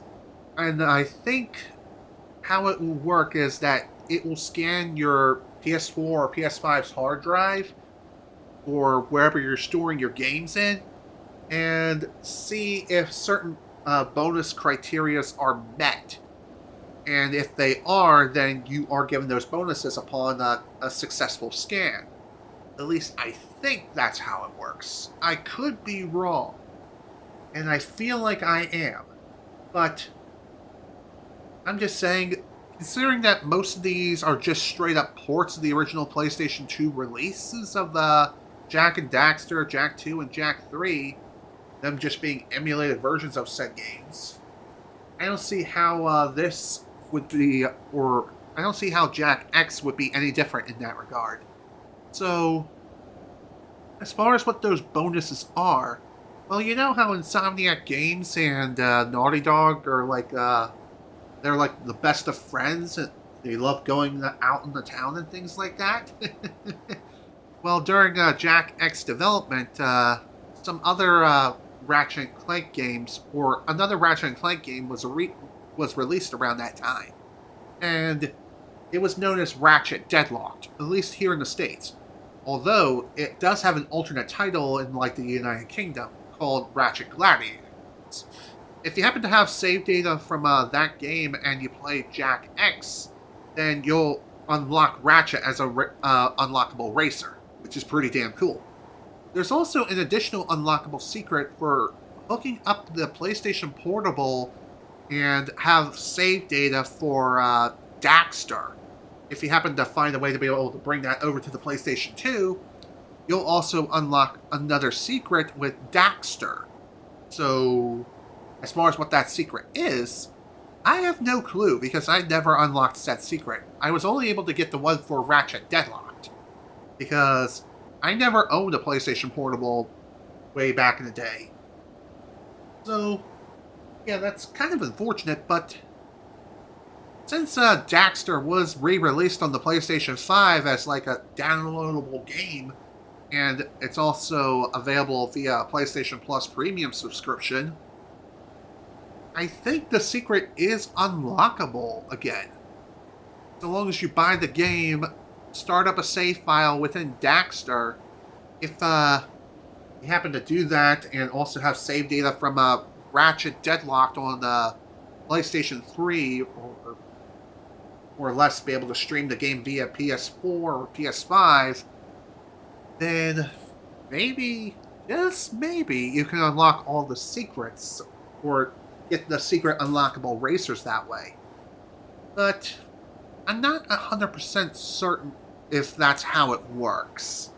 I feel like that makes the most sense to me, but if anyone has any insight as to whether or not that's actually the case for the PS4 re-release of Jak X Combat Racing, please let me know. And if that isn't the case and I'm just talking out of my butthole, then feel free to correct me as well. I'm just saying, I've gotten my fair share of supposed facts wrong. And to be honest, I'm just pulling straight from memory.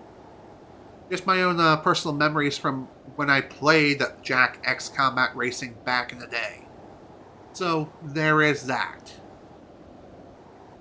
And if you're wondering if I will be covering Jak X Combat Racing, I most certainly will. As far as when, I don't know yet. But it is something that will be happening later down the line. When? Who knows? Who knows what the future will hold. But even so, it is still something I am looking forward to possibly doing a stream playthrough of in the near future. As far as when, like I said, I don't know. The future is kind of funny. You may think you have a plan, but obviously things can happen and a wrench can be thrown in and completely ruin your day. No pun intended. Again. I'm just saying, though. And also, you gotta love these old Windows screenshots for, like, the developer builds and things like that. I think they were running Windows XP because that was the operating system at the time chosen by developers. So, yeah. That's basically everything I wanted to show off throughout the course of the game. We got most of the trophies except for one, which, of course, is locked behind the 100% completion reward, but hey, it is what it is. Even so, I had a lot of fun playing through this game once again, and I hope you all enjoyed these streams. I apologize again for the fact that these time gaps have been getting so freaking long and ridiculous. What can I say? Life is a beach. It's an absolute beach, surrounded by white sands and a roaring ocean. Hey, what can I say? It is what it is.